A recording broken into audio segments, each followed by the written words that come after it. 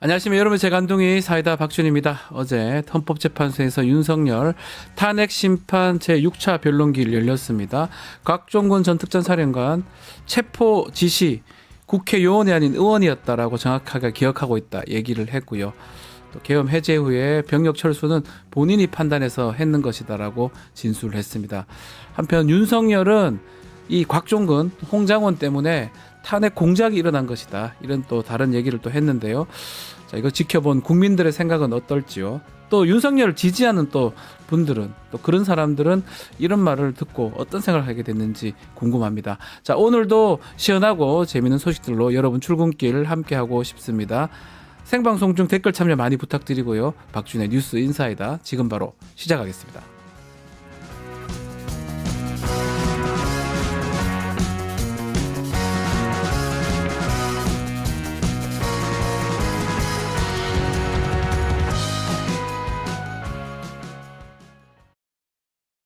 유튜브 구독하고 실시간 채팅과 댓글을 남기시면 매일매일 7,000TTCO를 드립니다. 참여 방법은 통통물 어플을 다운로드하고 회원가입과 로그인을 해주세요. 마이페이지에서 나의 회원 고유 번호를 복사해주세요. 유튜브 구독 후 실시간 채팅이나 댓글창에 고유 번호를 한 번만 입력하면 준비 끝! 지금 유튜브 채팅과 댓글 쓰기 참여하고 7,000TTCO 받아가세요. 자, 테타임 시간입니다. 최인호 전 의원, 임미 의원 함께합니다. 안녕하십니까? 네, 자, 명절 끝나고 처음 만나는 것 같습니다. 네, 새해 복 많이 받으세요. 새해 복 많이 받으시길 네, 바라겠습니다. 복 많이 받으십시오. 네. 감사합니다. 또 시간은 괜찮으십니까? 이 시간 원래 수요일 하다가 이렇게 금요일로 옮겼는데요. 저는 좋습니다. 네, 부산에는 눈 구경을 못 했는데 새벽에 예. 나올 때 눈을 조금 맞으면서 오니까 상당히 신기했습니다. 부산 대구 쪽에 눈이 좀 적지 않습니까? 대구 경북은 눈이 많이 오죠. 아니요, 그 경북은 저희 의성은 네. 눈이 많이 안 오는데요. 안 옵니다. 예. 올해는 그래도 좀 제법 왔어요. 네. 오늘 지금 뭐 중부 지방에 눈이 좀 오고 있습니다. 출근길 하면 조심해야 될 것 같은데 그만큼 눈 보는 게 좀 그렇습니다. 신기하고 좋습니다. 네. 저도 서울 와서 가장 느낀 게 눈을 이렇게 자주 볼 수 있나 이런 생각을 했었는데 알겠습니다. 자, 윤석열 탄핵 심판 6차 변론기일 어제 있었습니다. 곽종근 전 사령관의 진술이 이제 눈에 띄었었는데 국회의원 아니다, 국회의원 네. 끌어내라고 했다. 그리고 국회 봉쇄 지시 특임장관도 그 지시 받았다 시인했습니다. 어떤 점을 좀 눈여겨봤습니까? 6차 변론기일.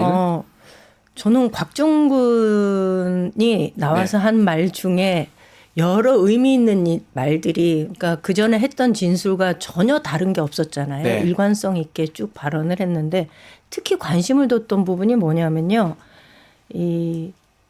그 김영두 재판관인가요? 네. 이렇게 질문을 해요. 당신은 오늘 진술 내내 한 번도 진술 거부권을 행사하지 않았다. 왜냐면 해도 되거든요. 네. 해도 되는데 안 했다. 예. 네, 진술 거부권을 행사하지 않았다. 왜 그랬냐라고 질문을 하잖아요. 그랬더니 이 사람이 그 얘기를 하잖아요. 비화폰을 가지고 있었고 김용현이 이 비화폰은 녹음이 안 되니까 가서 그 편안하게 하고 싶은 대로 얘기를 해라. 이렇게 얘기를 했다는 거예요. 근데 그 말이 오히려 내가 진실을 밝히지 않으면 이 모든 것을 나와 내 부하들이 뒤집어 쓸 수 있겠구나라고 판단을 했고, 그래서 진실을 밝혀야 되겠다라고 결심을 한 거고, 그래서 직접 자수서도 썼다는 기록을 거잖아요. 했다는 거죠, 네. 일부러. 저는 그걸 보면서 그래도 그나마 그래도 참 다행스러운 일이다라는 생각이 좀 들었고, 그 의지에 대해서는 우리가 물론 이 내란 행위에 가담한 것에 대해서는 그 엄벌을 받아야 되겠지만, 그렇죠. 그 중에서도 그나마 군의 양심이라는 것을 가지고 있는 그 정신은 우리가 좀 평가는 해줘야 되겠다라는 생각이 그 들었어요. 부분이거든요. 흔들릴까봐 네. 기록을 했다는 거예요. 자수 썼다는 거예요. 그래서 거기에 맞게 답변하려고. 그 부분이 약간 가슴이, 납득이 안 가면서도 가슴이 조금 찡했어요, 찡했어요. 저는. 네. 왜냐하면 그 말이 그거거든요. 그냥 거짓말해도 되는데 그렇지만 흔들릴까봐. 그 부분 눈여겨 보셨군요. 의원님은 어떤 부분 좀 그렇습니다. 봤습니까? 곽종근 사령관이 네. 임 의원님 말씀처럼 어쨌든 일관된 진술이 그렇죠. 어제 헌법재판소에도 계속됐다는 게 이제 가장 의미가 있고 특징적이다라고 말씀드리고 대통령으로부터 비아폰을 받은 지가 이제 새벽 12시 반. 네. 그러니까 계엄 해제 의결을 국회에서 하기 전 한 3, 40분 전에 네. 받았다는 거 아닙니까?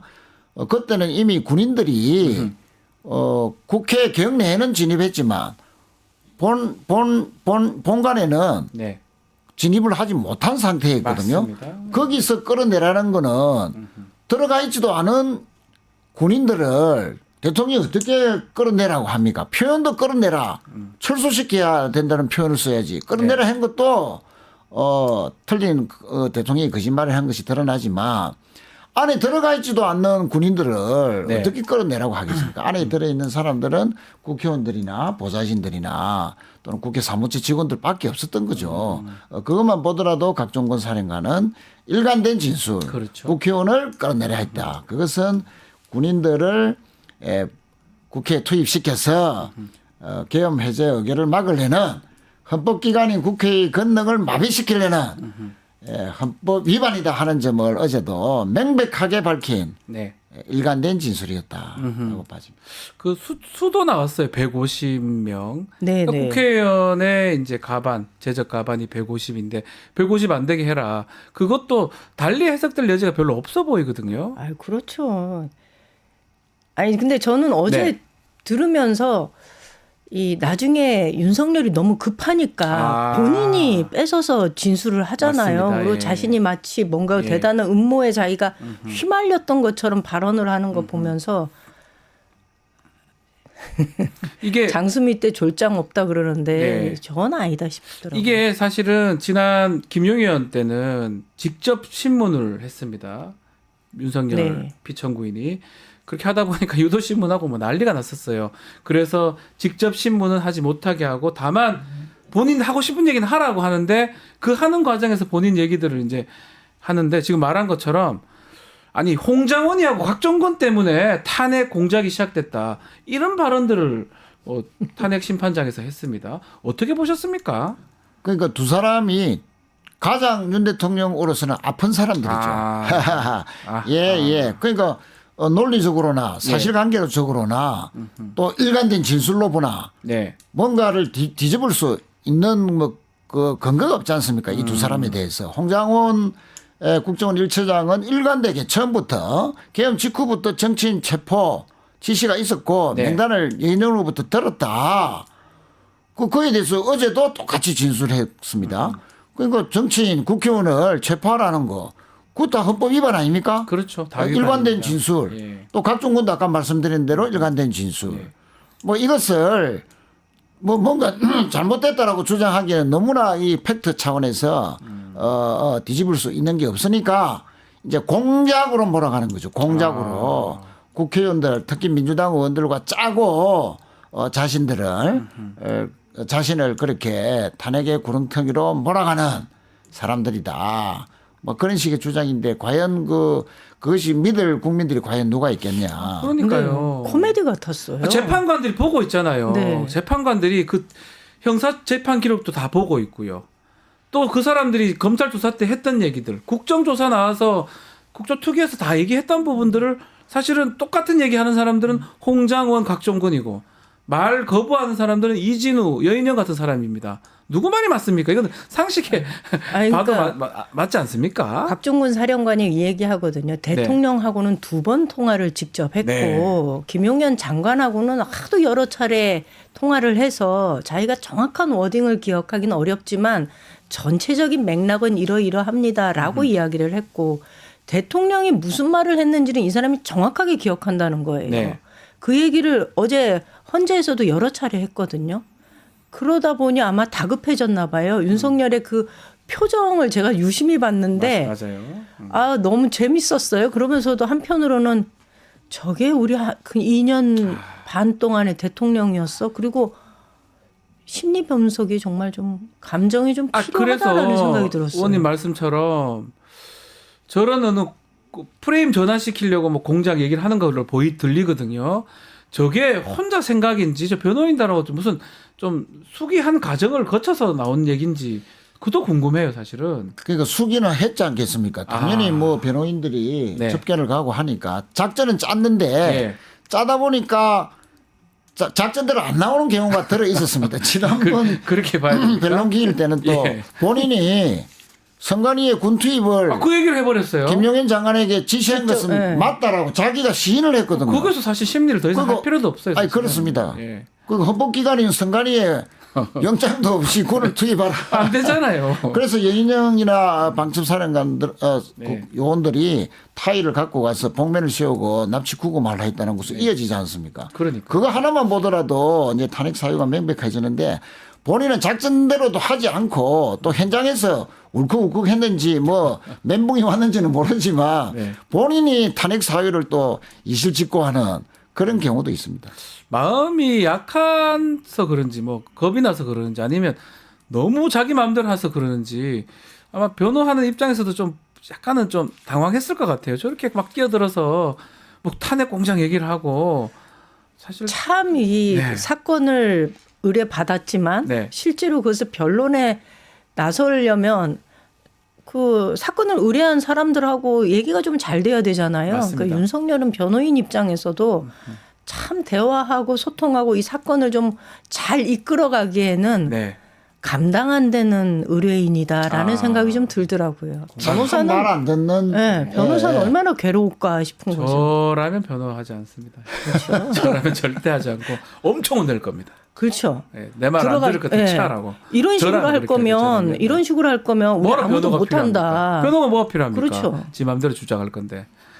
알겠습니다. 어제 탄핵 심판 좀 짚어봤고요. 어제도 중요한 또 국조특위 3차 청문회가 있었습니다.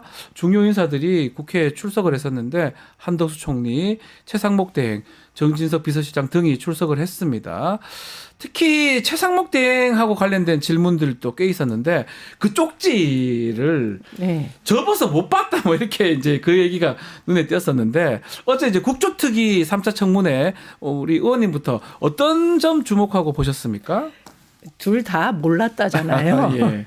한덕수 총리의 경우는 사전 고지도 없었다. 그다음에 심의 시간도 없었다. 부서도 안 했다. 네. 고로 국무회의의 정상적인 절차를 거친 그런 행위가 아니라 이거는 대통령의 단독 행위였다. 네. 그러니까 우리는 이 상황에 대해서 아무런 책임이 없다라고 빠져나가려고 하는 것을 딱 보여준 거고요. 네. 그 자리에서 정확하게 윤석열하고 선 그은 거죠. 네. 마찬가지로 최상목 권한대행한테 우리가 가장 관심이 있었던 거는 대통령으로부터 받았다는 그 쪽지예요. 네. 비상입법기구와 관련된 네. 쪽지.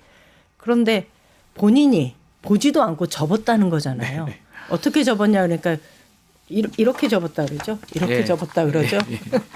접고 예. 또 접고 또 접어서 그걸 주머니에 넣었대요. 대통령으로부터 받은 쪽지를 물론 그것이 직접 받았다기보다는 옆에 지시에 의해서 네. 받았다고는 하지만 그걸 내용조차 보지 않았고 그걸 다시 그 차관한테 전해줬고 네. 사실은 앞뒤 정황이 전혀 맞지 않는 발언을 최상목 그 권한대행은 지금 꾸준히 하고 있어요. 자기가 빠져나갈 여지가 그거밖에 없거든요. 안 네. 그러면 이 심각하게 자신의 이 범죄 행위가 얼마나 중대한지를 본인이 너무 잘 아는 거죠. 그러니까 끝까지 발뺌을 하는데 듣고 있는 우리가 드는 생각은 참 궁색한 변명이다 이런 거죠. 실제로 그랬을 리가 뭐 그럴 수도 있겠지만 아주 대통령이 준 쪽지를 이렇게 그냥 막 접어서 그냥 넣는다.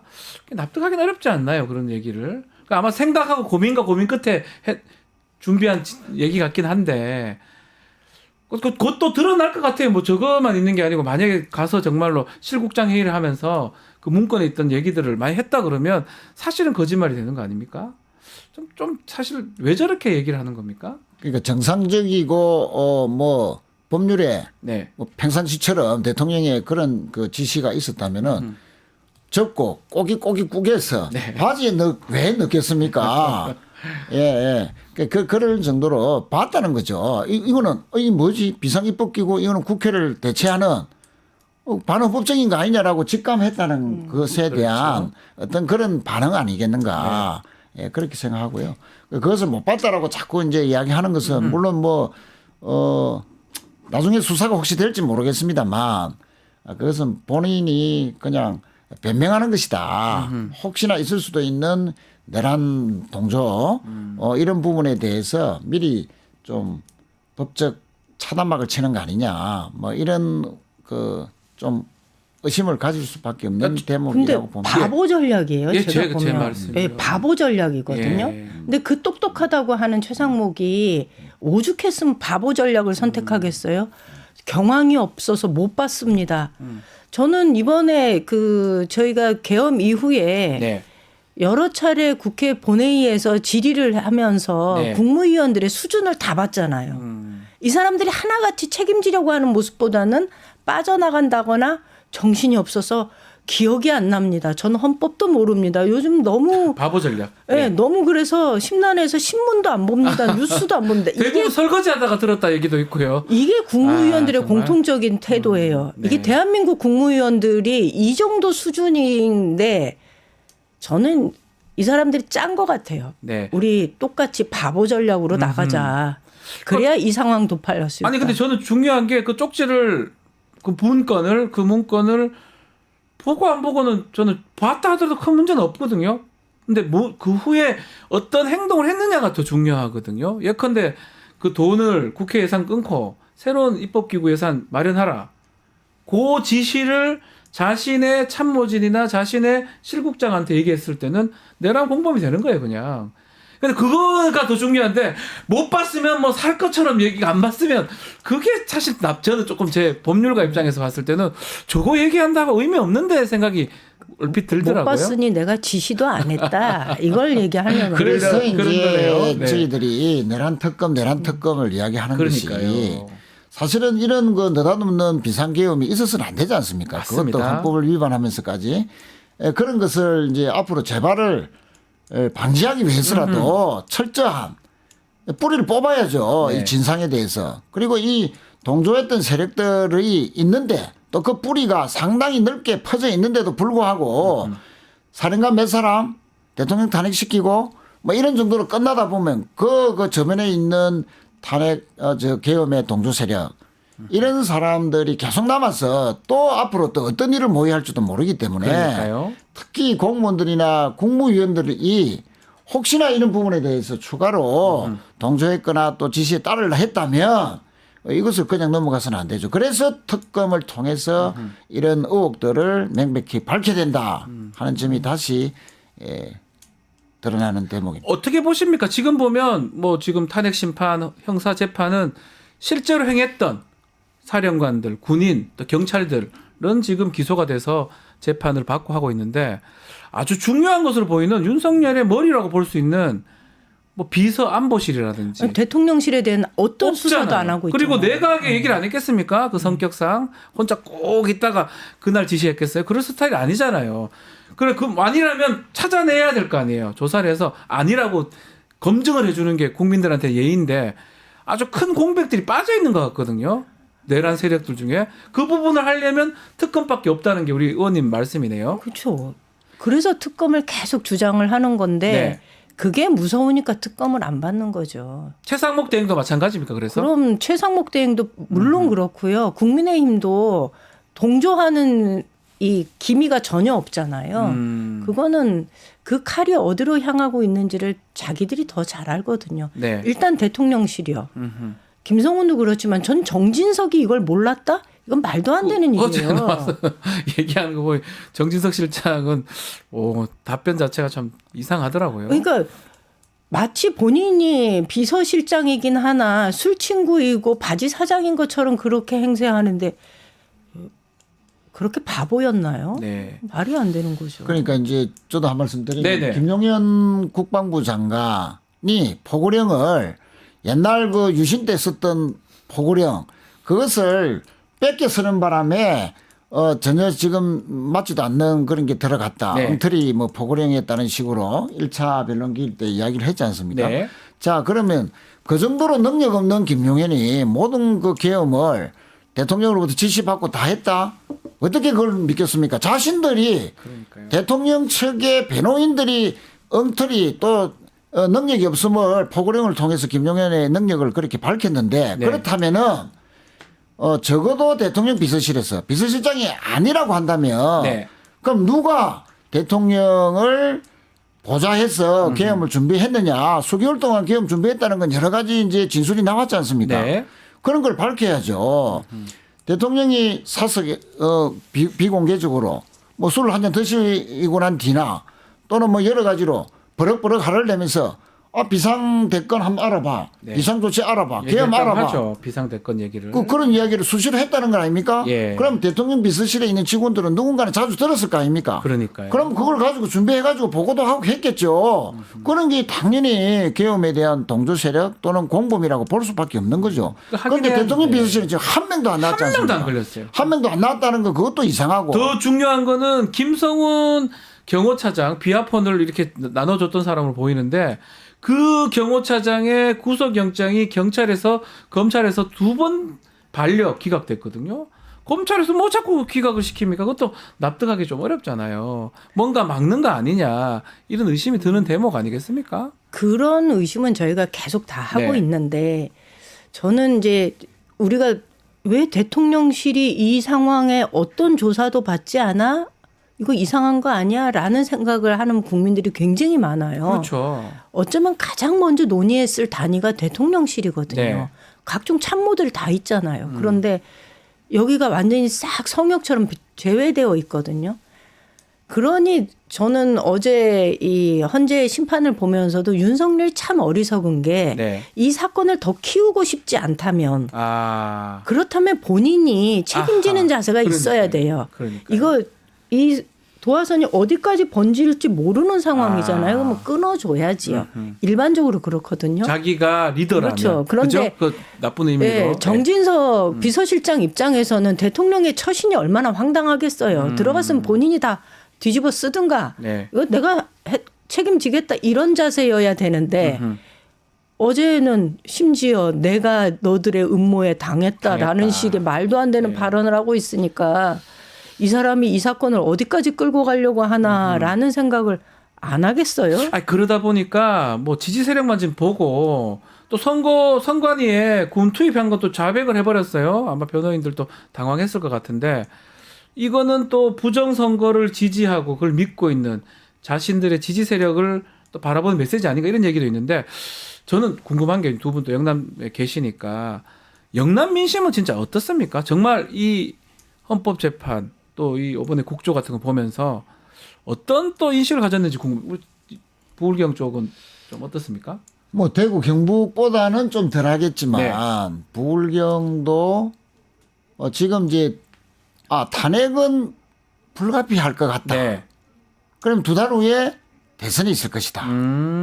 박근혜 대통령 탄핵 때처럼 무기력하게 네. 정권을 내주지는 말자. 그래서 더 빨리 더 단단히 뭉쳐야 되겠다. 라는 이제 불경의 보수층들의 대선 심리가 네. 이미 작동을 했다. 조기 대선 예. 심리. 예. 예. 그래서 이제 그분들 중에는 여론조사에 아주 민감하게 예. 딱 여론조사가 오기를 기다리는 네. 분들이 상당히 많고 그것이 가표집으로 나타나기도 하고 예. 또 의외로 뭐 실제 제가 느끼는 부산의 중도층들은 계엄 잘못됐고 탄핵해야 되는 거 아니야? 물론 이제 야당한테 정권을 주는 게 맞나라는 이제 의구심은 가지지만 네. 계엄 잘못됐고 탄핵해야 된다는 그 부분에 대해서는 찬성하는 중도층이 꽤 있거든요. 불경의 중도층은 좀 보수 성향이 꽤 있는데도 그렇죠. 네네. 그런데도 여론조사에서 보면은 탄핵 반대라는 것이 불경이 더 많이 나오는 것은 그만큼 보수층들이 가민하게 여론조사에 적극적으로 대응하고 핸드폰을 자꾸 들고 있다. 네. 그 결과다. 네. 예, 그렇게 봐집니다. 대구 경북 어떻습니까? 이참에 사실을 조금 고백을 해야 될 것 같아요. 네. 제가 명절 때 쭉 사람들을 만나면서 명절 분위기는 지금 이 상황에 대해서 사실 좀 욕을 많이 먹는 거 아니야? 그러면서 장해 가면서도 좀 겁이 좀 났었어요. 아, 의원님이 겁이 났다는 거예요? 예, 제가 야 이제 대통령 니네 벌써 박근혜에 의해서 2명이나 이게 말이 돼라고 저한테 이 강하게 항의하지 않을까라는 생각이 좀 들었는데 의외로 시장에서의 분위기는 고생했다, 수고했다 그러면서 저한테 그냥 그 어른들 시골 어른들이 주는 그 정 있죠. 믹스 커피, 봉다리 커피 뜯어가지고 그게 마음이거든요. 아하. 그래서 저는 분위기가 다르네, 내가 생각했던 거하고 다르네라는 생각이 들었고 굉장히 기분 좋게 명절 그 분위기를 느낄 수 있었는데요. 네. 이야기를 해보면서 느꼈던 건 뭐냐면 PK나 수도권하고 다르게 TK 사람들은 계엄에 대한 트라우마가 없어요. 광주나 호남 쪽의 분들은 계엄하면 이 광주가 생각나고 피가 그러니까요. 연상되고 죽음이 예. 연상되는데 어쩌면 우리 대구 경북 사람들은 역사 속에서 계엄으로 인한 가해자 그리고 승리자였던 거예요. 그러니까 계엄을 통해서 박정희의 계엄을 통해서 정권을 잡았고 대구 경북이 산업화의 그 디딤돌을 쌓았던 거고 그다음에 전두환의 계엄을 통해서도 마찬가지였던 거예요. 그러니까 이 계엄이라는 것이 오죽했으면 대통령이 계엄을 했겠느냐라는 인식이 사실은 저변에 좀 깔려 있는 거예요. 기본적으로. 네, 그러니까 계엄은 가해자 심리네, 가해자 심리. 고도의 통치 행위였다라는 말에 대해서 상당 부분 공감하는 측면이 있는 거예요. 그럼에도 불구하고 그래도 계엄은 잘못됐지라는 얘기는 하지만 그것은 지금 24년도에 21세기에 들어와서 계엄이 이루어졌다는 것에 대한 거부감인 거지 이 계엄행위 자체는 있을 수도 있지 않겠어라는 생각을 다수가 하고 있다는 것을 제가 좀 확인하거든요. 그러네요. 그래서 이게 계엄에 대한 정서가 대한민국 전체를 놓고 보면 TK 지역은 가해자,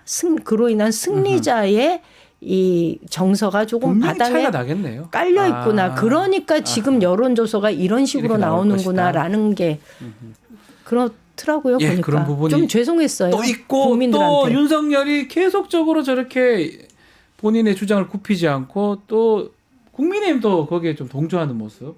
그것이 영남 지역의 민심하고도 연결이 돼 있는 것 같은데 특히 지금 이른바 접견 정치라 하더라고요. 구치소에서 지금 서로 만나러 가려고 해요. 윤상현 의원 지금 김민전 의원 만나러 간다고 이제 보도가 나왔던데 저렇게 만나는 국민의힘 정치인들, 구치소 가는 정치인들 어떻게 봐야 됩니까, 의원님? 뭐 지금 보수층이 단단하게 이제 뭉치고 있으니까 우선 그게 잘 보이고 싶은 거죠. 잘 보이려고 저러는 것이다. 예. 그리고 이제 또 뭐 28명, 30명 대기해 있다. 네, 지금 꽉 차 있다고 합니다. 예. 뭐 할 거라는데 윤상현과 김민전 왜 그 사람들만 우선적으로 보느냐. 네. 그 가장 뭐 윤 대통령으로서 예뻐할 수밖에 없는 행보를 보였지 않습니까? 윤상현은 뭐 그 관저에 있을 때도 체포영장이 발부된 상황에서도 수시로 들락거렸고요. 그 대통령을 변호하는 척하고 또 공개적으로 나는 관저에서 갔다 왔다 언론에 브리핑도 하고 또 가장 열렬하게 또 대통령을 지켜주는 정강훈 목사에게 또 뭐 대권 주자 깜이다라는 말에 또 90도 절도 하고 또 거구 보수 강경 지지자들 정강훈 따르는 그 집회장에 있는 시민들을 향해서 엎드려 절도 하고 그러니까 뭐 윤 대통령으로서는 예뻐 보일 수밖에 없죠. 그러니까 가장 먼저 당 지도부 말고 그 윤상현 의원을 본다는 것은 그만큼 윤상현 의원이 가장 극우적으로 가장 윤석열을 가장 열렬히 변호했기 때문이다. 또 김민전 의원도 사실은 비례대표를 받았으니까 또 뭐 고마워해서 뭐 그런 인간적인 것도 있겠지만 아니 뭐 100골단을 국회에 끌어들여서 대통령을 지키겠다고 했으니까 그 두 사람을 했는데 아무튼 윤상현 의원은 사실은 예전에는 그렇게 윤 대통령과 그렇게 친분이 깊은 관계는 아니었다라고 하는데도 저렇게 열렬히 나선 것은 그러니까 계엄 터지자마자 좀 있으면 1년 있으면 다 잊어버린다 하는 그런 망언을 했지 않습니까? 우리 국민들 아주 배마한 발언을 했는데 그런 그 연장선상에서 본인이 어떤 그 윤 대통령한테 잘 보여서 다음 차기 당대권 또는 더 큰 정치적인 자신의 정치적 입지 이런 것을 위해서 소위 말하는 자기 정치하는 거다. 그렇게 봐집니다. 의원님 보시기에는 국민의힘의 이런 일부 뭐 많은 의원들이 그런 것 같은데 계속 이런 스탠스를 취할까요? 어떻게 보십니까? 당분간은 취하죠. 탄핵의 예. 결과가 나도 이렇게 할까요? 아니죠. 탄핵이 그때까지입니까? 나오면 아마 태세 전환은 분명히 될 거고요. 저는 권성동이 그런 얘기를 했어요. 네. 정치 이전에 인간적으로 우리가 면회를 가는 게 맞다. 네. 자는 그게 맞다고 생각하는데 이렇게 얘기를 해요. 근데 저는 그 말을 윤석열이 한 말로 돌려주고 싶어요. 나는 사람에게 충성하지 않습니다. 이렇게 얘기했잖아요. 그렇죠. 이거는 딱 이 조직이 국민의당이 네, 힘입니다. 예. 국민의힘이 예. 이게 조폭 조직과 다를 바가 없구나인 거죠. 네. 결국은 자신들이 그 충성해야 되고 의리를 지켜야 되는 사람들은 윤석열이 아니라 국민이거든요. 자신들을 그 자리에 올려준 국민인데 국민들한테 보여줘야 하는 태도하고 그 탄핵 지경에 이른 계엄을 선포한 윤석열한테 대하는 태도하고 네. 누구의 등을 치고 있는지 정말 이렇게 뒤통수 친다 그러잖아요. 이건 국민한테는 뒤통수를 치는 거고 윤석열 앞에 가서 머리를 조아리는 건데 이거는 조폭이나 다를 바가 없다라는 생각이 듭니다. 그리고 사실 지금 국민의힘 내부에서도 비대위 지도부 중에 김재섭 의원이 얘기하죠. 이거 좀 선을 끊어야 된다. 네. 정리해야 된다라는 얘기하고 있거든요. 지금 윤석열이 하루에 면회 일수가요. 네. 7번이에요. 평균. 평균적으로 그렇게 네. 나오더라고요. 박근혜도 한 번 정도였다 예. 그래요. 하루에 한 번 정도. 그런데 하루에 7번이면 자기 그 독방에 들어가 앉아 있을 들어갈 일이 시간이 없어요. 있겠어요? 계속 나와 있을 겁니다. 예. 수용 생활하는 게 아니에요. 지금 나와가지고 하고 싶은 거 다 하는 거예요. 변호인 접견하는 데는 그 교도관도 안 들어와 아무도 있고, 못 그렇죠. 들어옵니다. 더 예. 잘하실 텐데 네. 교도관도 없고요. 네. 녹음하는 것도 없고요. 자유롭습니다. 예. 피고 싶은 담배도 필 수 있고요. 그 정도는 아니겠지만 어쨌든 아유. 자유롭습니다. 예. 예. 그 전에 줘요. 그러면 그거는 지금은 뭐 그래 하여튼 난리 나기 때문에 하여튼 제가 볼 어쨌든, 때는 예. 넥타이까지 메고 오는 거 보면은 그렇습니까? 아이고 저게 이 하루 7번씩 면회하면서 뭔 짓을 하고 있을까라는 생각. 저건 수영 생활을 하는 것이 아니구나라는 생각이 들거든요. 나중에 국회에서 좀 확인해 주셔야 될 것 같아요. 정말로. 확인해봐야죠. 이건 좀 법사위 꼭 통해서 확인해봐야 될 돼요. 부분 같습니다. 면회 일정 다 차 있고 좀 국민의힘 의원들 뭐 등등 정말 많은 사람들이 면회를 가려고 하는데 이 상황이 계속 유지가 될지는 좀 지켜보긴 해야 되겠네요. 왜냐하면 그러니까 탄핵이 이것을 있으니까. 릴레이 접견 정치 네. 또 찾아가는 구치소 찾아가는 국민의힘 의원들을 제어하지 못하는 네. 막지 못하는 국민의힘의 지도부, 예. 그러나 도끼자루 썩는 줄 모른다고 하는데 중도층이 얼마나 이렇게 공당으로서의 국민의힘을 바라보는 시각들이 네. 얼마나 실망스러움이 더 쌓여갈까를 국민의힘 지도부는 모르는 거다. 네. 예. 그 뭐 그렇게 하면 할수록은 좋죠. 그러나 대한민국 민주주의를 보면 안 좋죠. 공당이 안 좋죠. 그래서 안 집권당이 되죠. 저런 모습을 보이는 거. 내란범이잖아요. 내란범이잖아요. 그 계엄 옹호를 노골적으로 한다는 거 그렇게 아닙니까? 보이잖아요. 그것 안 자체를 막지 못한다는 것은 이거는 공당으로서의 자격이 없는 당이다. 공당 아니고 조폭 조직이라니까. 예, 그러니까요. 예. 예, 그렇게 해서는 안 되는 거예요. 알겠습니다. 오늘 말씀은 여기까지 들어야 될 것 같습니다. 네. 자, 다음 주에 또다시 최애 타임 하고요. 오늘은 여기서 마무리하겠습니다. 최인호, 임미애 의원과 함께했습니다. 두 분 말씀 감사합니다. 네, 감사합니다.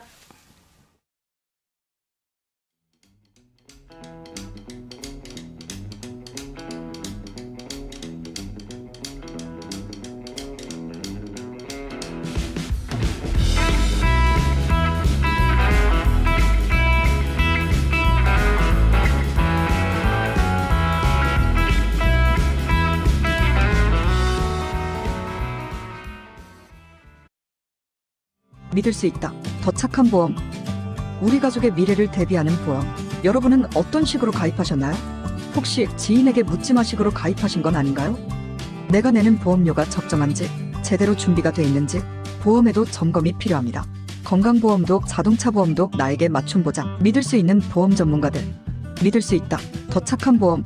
더 착한 보험에 우리 가족의 미래를 점검 받아보세요.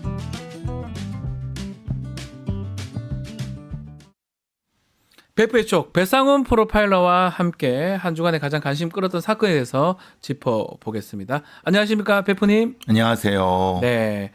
최근에 저희 배프님께서 또 이 내란 상황에서 윤석열 어떤 심리 상황이라든지 그 주위의 상황들 얘기를 해주면서 좀 인기가 많습니다. 그래요? 관심을 가지는 분들이 많아요.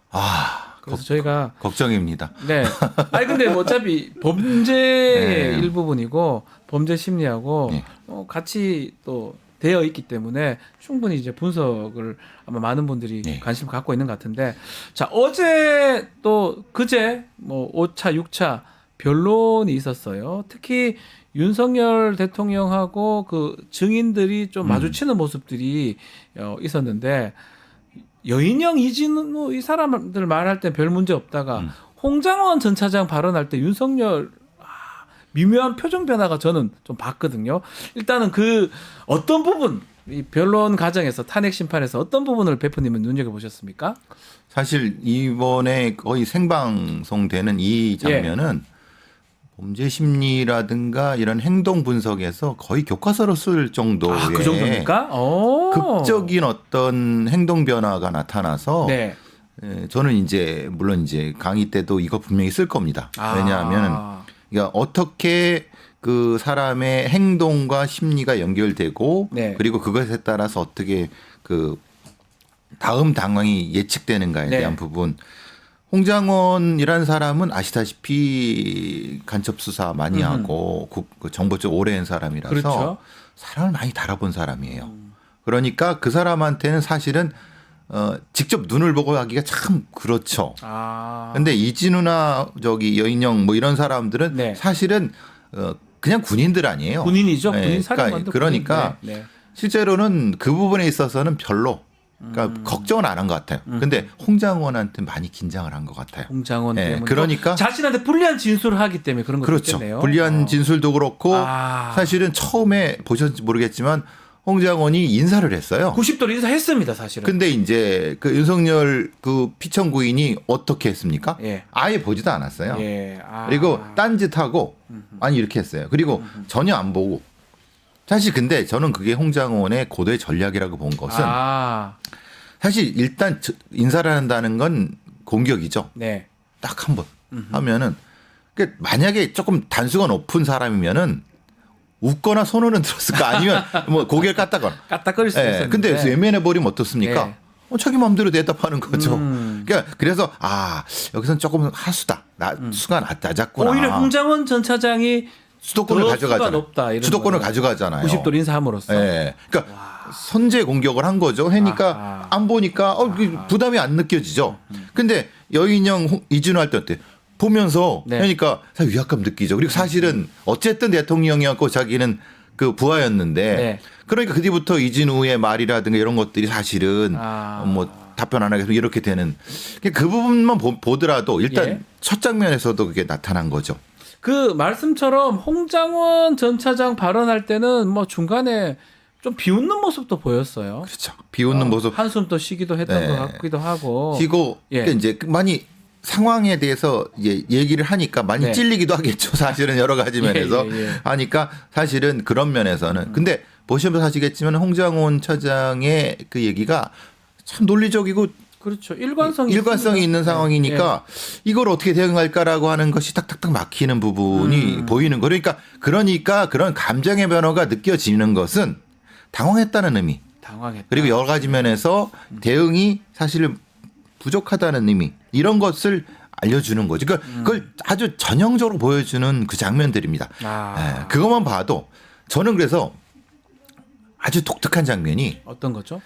홍장원이 인사하고 이걸 외면하는 장면을 그 장면을 재판관들이 보는 거 보셨어요? 재판관들이 예. 보겠죠. 당연히 보겠죠. 그러니까 맞습니다. 홍장원을 보는 게 아니라 예.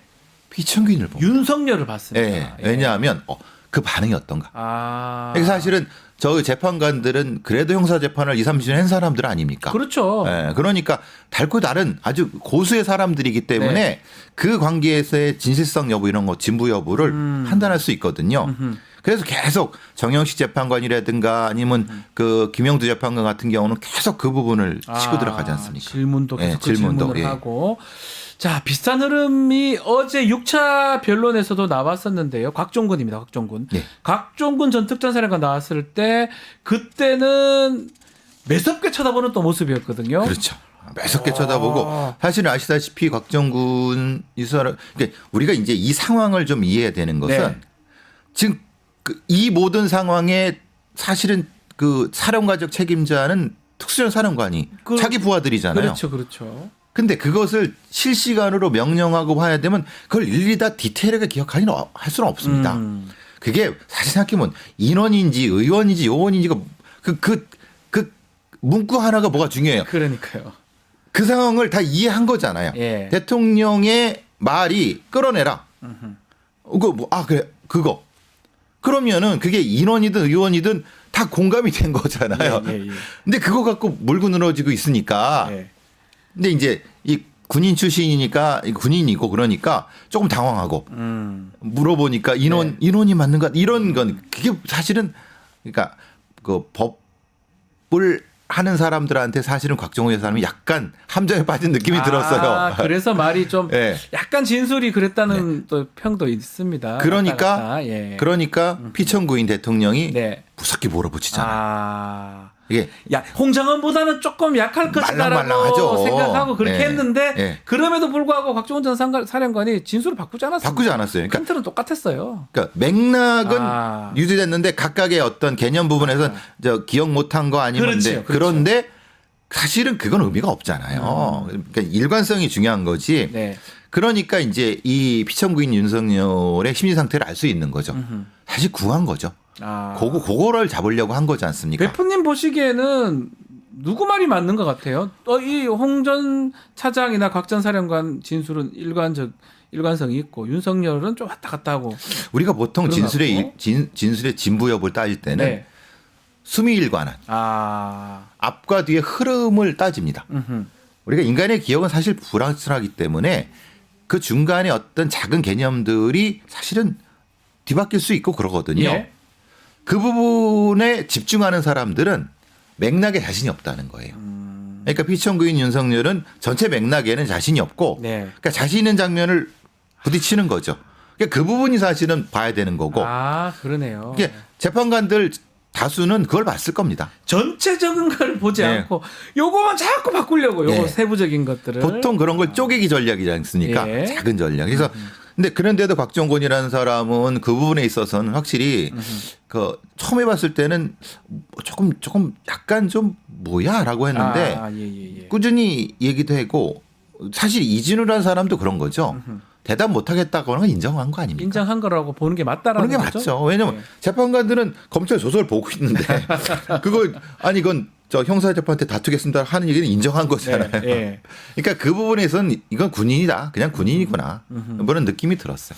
자, 탄핵 심판도 얘기를 했고 어제 또 중요한 게 내란 국조특위가 열렸는데요. 네. 노상원 관련해서 우리 노보살, 아기보살. 이선진 씨가 노상원 이선진은 모르죠. 비다나 씨. 비다나 씨라고 하면 좀 알 수 있을 것 같아요.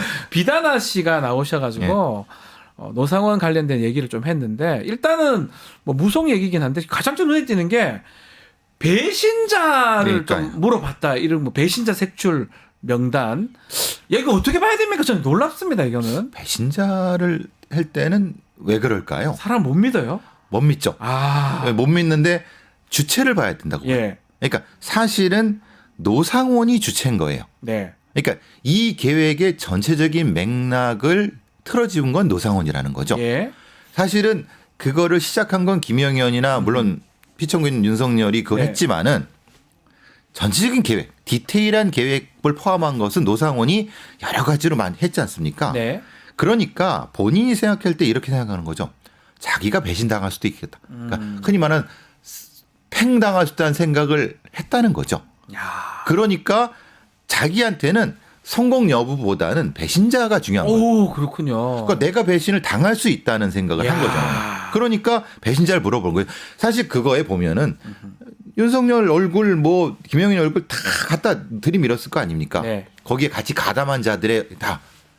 그러니까 그게 중요한 거죠. 아니 근데 저는 진짜 신기한 게 무속이나 전보로 가면 통상은 이 사람하고 사주가 어때요? 인연이 좋은가요? 이런 걸 질문하지. 그렇죠. 이 사람이 배신할 사람이 배신할 상인가? 이런 질문하는 거는 저는 사실 좀 그렇죠. 그걸 왜 물어봅니까? 이런 생각이 들거든요. 근데 노상원이 전국을 돌아다니면서 예. 용하다는 무당 부속인들 다 찾아봤다고 합니다.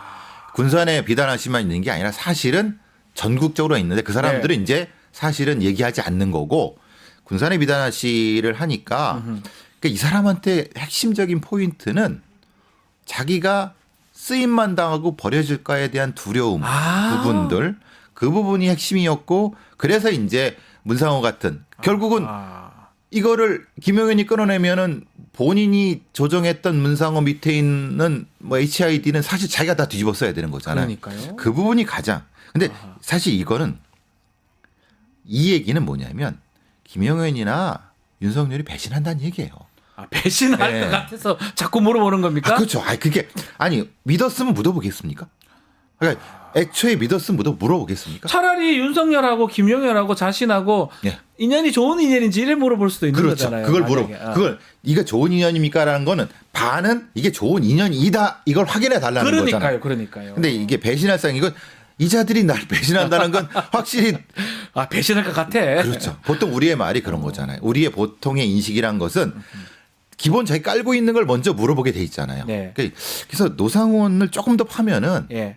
정상적인 상황이라고 하면 노상원을 파면은 이 전체는 나오는데 나올 것이다. 사실 이거는 사실은 굉장히 헌법재판 여기까지 막 섞이니까 네. 노상원에 집중을 못하는 것 같아요. 이 노상원이 보면 육사에 뭐 수석했다고 하고 잘 나가던 사람인데 굉장히 똑똑한 사람이라고 합니다. 불명예 전역을 했어요. 네. 근데 이 사람이 여기 지금 내란에 아주 핵심적으로 끼어 있는데 이 사람이 노리는 어떤 미래라든지 그렸던 그림 어떤 그림을 그리고 여기에 끼어들었을까요? 아마 뭐 첫 번째 명예회복인가요? 또 핵심인데 명예회복도 하지만 사실은 권력 부분도 있겠죠. 권력도 있을 것이다. 특히 육사에서 별 달고 그다음에 네. 이제 자기 보통 육사 수석한 애들은 네.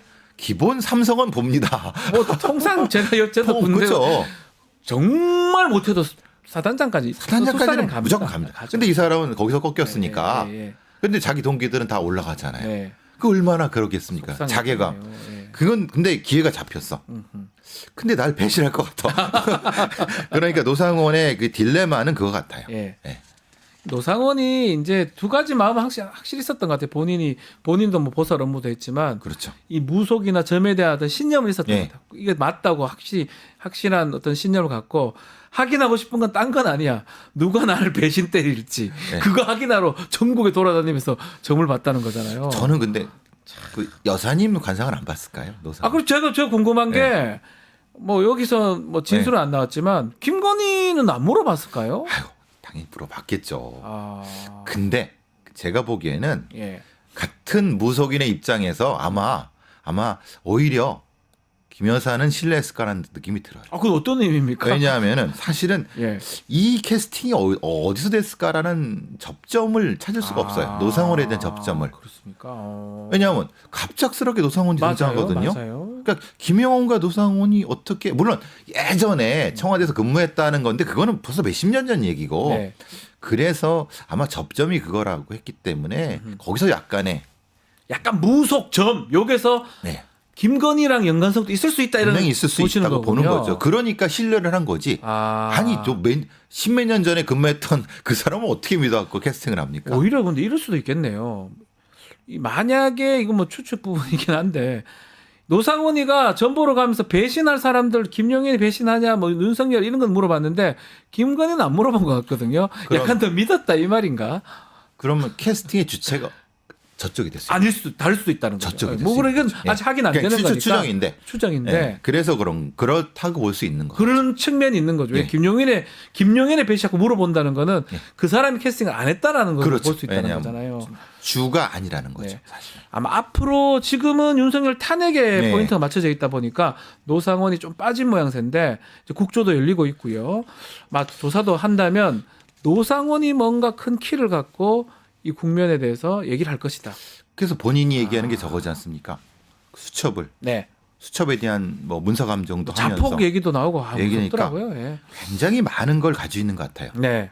근데 지금 주안점이 노상원이 아니니까 네, 그런데 그렇죠. 정상적인 형사 재판이라고 하면은 아마 노상원을 더 집중을 봤을 것 같아요. 네. 예. 알겠습니다. 한 가지만 좀 더 살펴보겠습니다.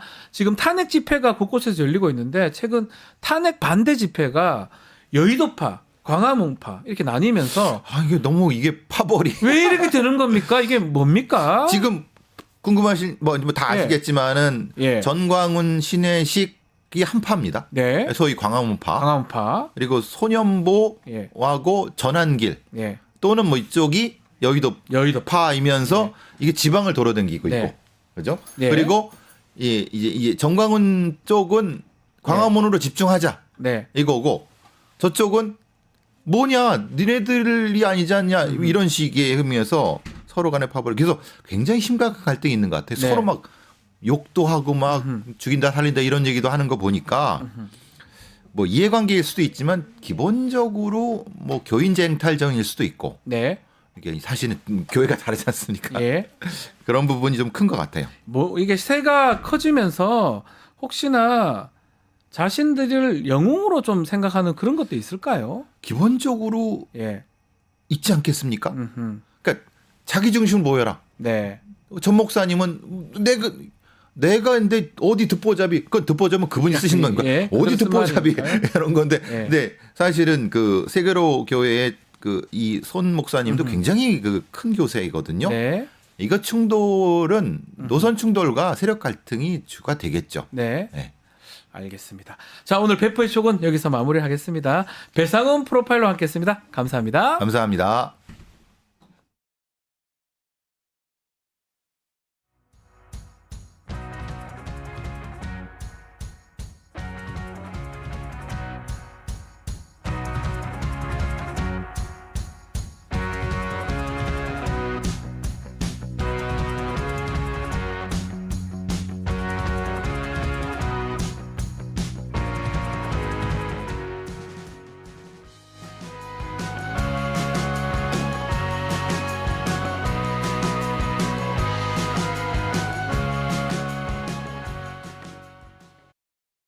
유튜브 구독하고 실시간 채팅과 댓글을 남기시면 매일매일 최천 TTCO를 드립니다. 참여 방법은 통통물 어플을 다운로드하고 회원가입과 로그인을 해주세요. 마이페이지에서 나의 회원 고유 번호를 복사해주세요. 유튜브 구독 후 실시간 채팅이나 댓글창에 고유 번호를 한 번만 입력하면 준비 끝! 지금 유튜브 채팅과 댓글 쓰기 참여하고 실천 TTCO 받아가세요. 급하게 돌아가는 한반도 정치 안보 상황 금요일 이분과 짚어봅니다. 김종대 최강 디펜스 시작해 보겠습니다. 안녕하십니까? 안녕하세요. 오랜만에 뵙는 것 같습니다. 네, 제가 좀 쉬었습니다. 네, 그동안 잘 지내셨습니까? 뭐 성찰과 반성의 시간이었다고 말씀드리고 싶습니다. 반성을 하실 거는 없지 않습니까? 뭐 성찰은 있어요. 이게 이번 지금 작금의 계엄과 탄핵, 네. 헌법재판소 이런 것들을 해서 계속 새로 나오는 진설들을 보면서 네.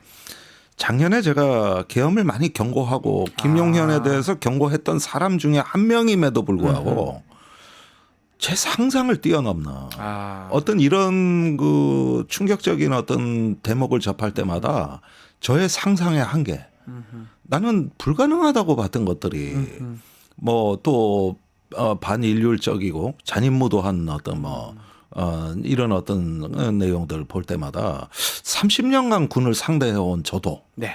이런 데까지는 상상이 미치지 못했다. 그 부분을 반성했다는 것입니까? 그렇죠. 그러니까 상상의 한계, 직관의 한계, 이 고정관념의 문제 이런 것들이 이번 계엄 사태는 너무나 많은 걸 우리한테 안겨줬습니다. 실제로 저도 사실 반성을 좀 하는 부분이 그 부분이거든요. 예. 제가 아는 어떤 분이 이런 계엄 얘기를 자꾸 예전부터 하시길래 쿠데타 계엄 얘기할래. 아니 대한민국이 어떤 나라인데 그렇게 가능하냐고 제가 엄청 면박을 줬습니다. 네. 저도 군 출신이다 보니까 네. 절대 불가능하다. 제가 장교를 오래 하다 보니까.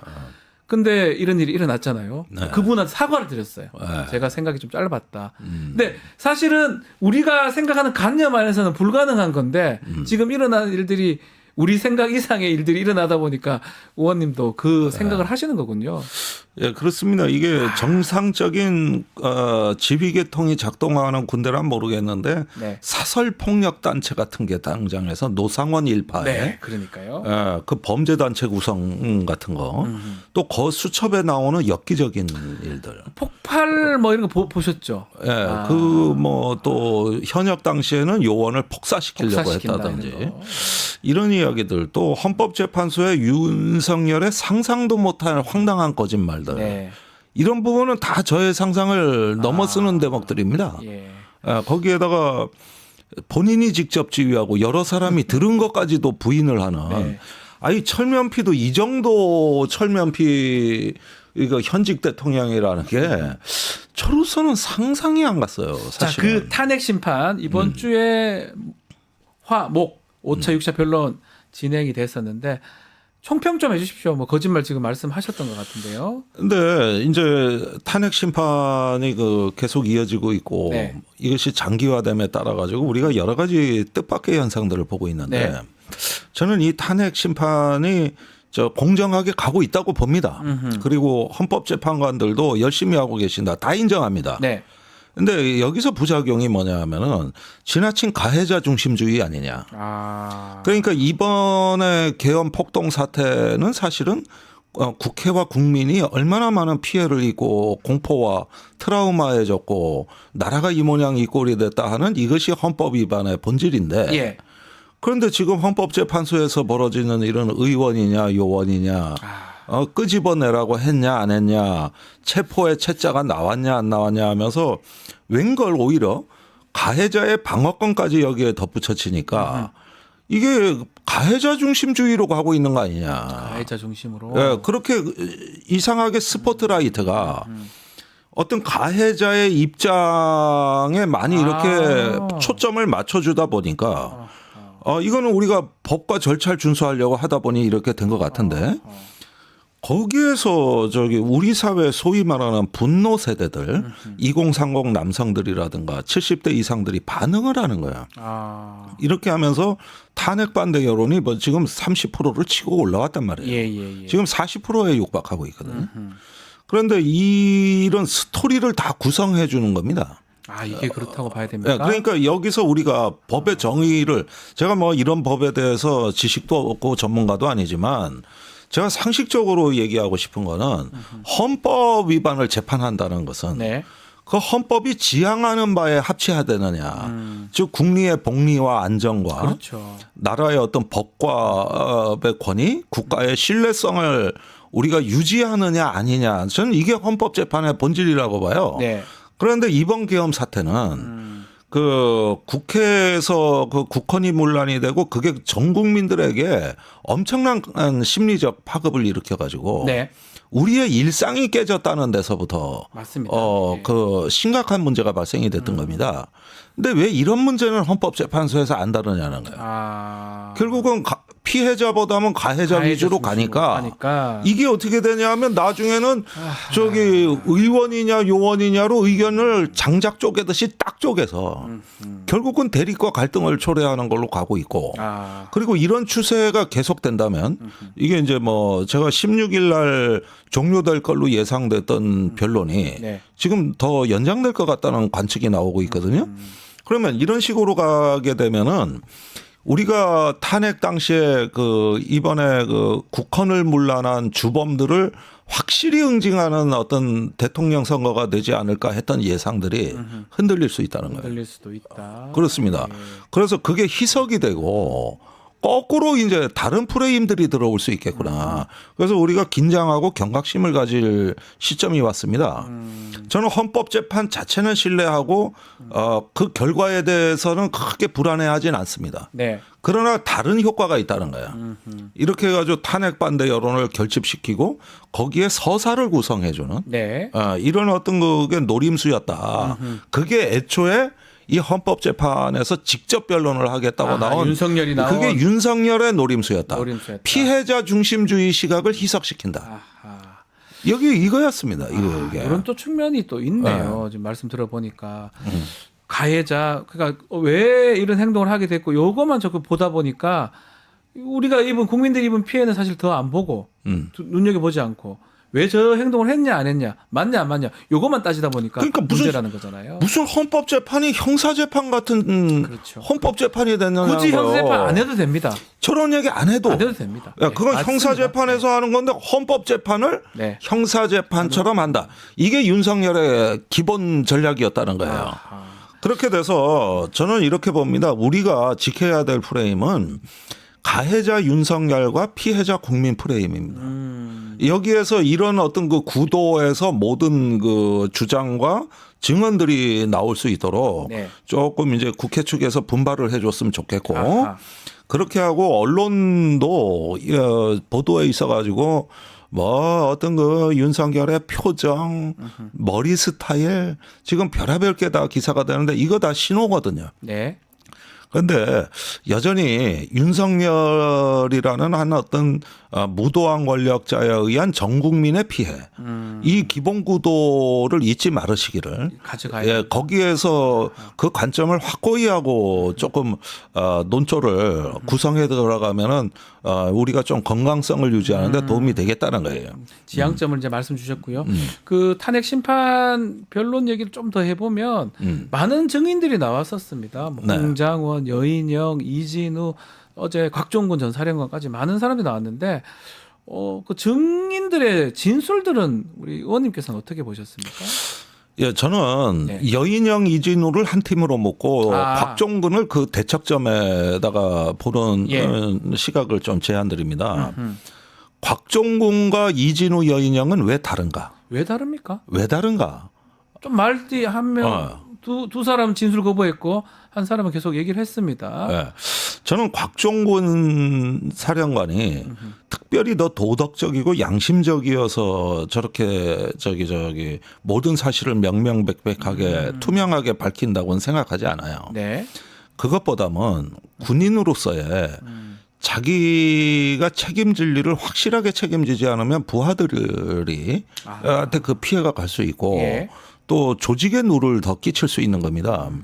우리가 흔히 이제 하나의 부대를 지휘하는 지휘관이 자기가 한 것에 대한 책임을 면피하려고 하다 보면 그 피해는 그대로 부하에게 전가되게 그다음에 조직이 보호할 수 되지 않습니다. 맞습니다. 예. 근데 곽종근은 예. 그걸 모든 어떤 진술의 출발점으로 삼은 거예요. 그러니까 이 부하들과 특전사라 조직은 어떻게 되는 거냐? 책임질 사람이 책임을 제대로 지지 않으면 다 개판되고 다 붕괴된다 말이야. 예. 다 와해되는 거예요. 그러니까 그런 의도에서 일단은 이건 내가 지고 가겠다. 그다음에 대통령한테 받은 지시는 그대로 김용현이 한 말 그대로 네. 이렇게 함으로써 조금 책임질 사람은 져야 된다는 이런 입장이고 반면에 여인영과 이진우는 본인의 죄를 경감시키는데 중점을 두고요. 자신들이 무죄 받아야 된다. 예. 아니면 죄를 깎아야 된다. 그렇죠. 그리고 일단 윤석열이 내란 수괴로서의 그 혐의가 줄어야 자기들도 그러네요. 덩달아서 같이 가니까. 더 좋은 결과를 기대할 수 있다. 네. 이러다 보니까 책임의 논리가 어디론가 사라졌단 말이에요. 그래서 김용현과 윤석열은 군을 자기의 권력의 정치적 도구로 삼고 막상 이제 계엄 후에 문제가 되니까 헌신착처럼 버렸어요. 제가 주목하는 대목은 예. 윤석열과 김용현은 두 사람은. 네. 지금까지 자기들로 인해서 파멸의 운명을 겪을 수밖에 없는 군 고위층과 경찰에 대해서 단 한 번도 사과한 적이 없어요. 그리고 나의 판단으로 인해서 그 많은 고생에다가 앞으로 사법 과정에 처리하게 될 입건 대기자가 줄줄이 남아 있는데 그렇죠. 앞으로도요. 이 사람들에 대해서 무거운 책임감을 느낀다는 얘기를 단 한 번도 한 적이 없습니다. 지금까지. 맞습니다. 예. 그러니까 내가 유일하게 이 헌법재판에서 윤석열과 김용현이 마땅히 해야 될 말 중에 뭐가 하나 빠지었지? 뭐가 하나 좀 없는 것 같은데 느낀 게 이 대목이에요. 아무 책임감도 느끼지 않는다는 예. 거. 그러니까 이 이야기는 뭐냐면은 자기가 어떤 양심과 이성을 가진 하나의 인간으로서 주체의식을 스스로 부정하는 겁니다. 네. 그렇게 함으로써 스스로를 탈인간화해가지고 책임을 희석시키고 그렇게 하니까 앞으로 당할 고통을 보십시오.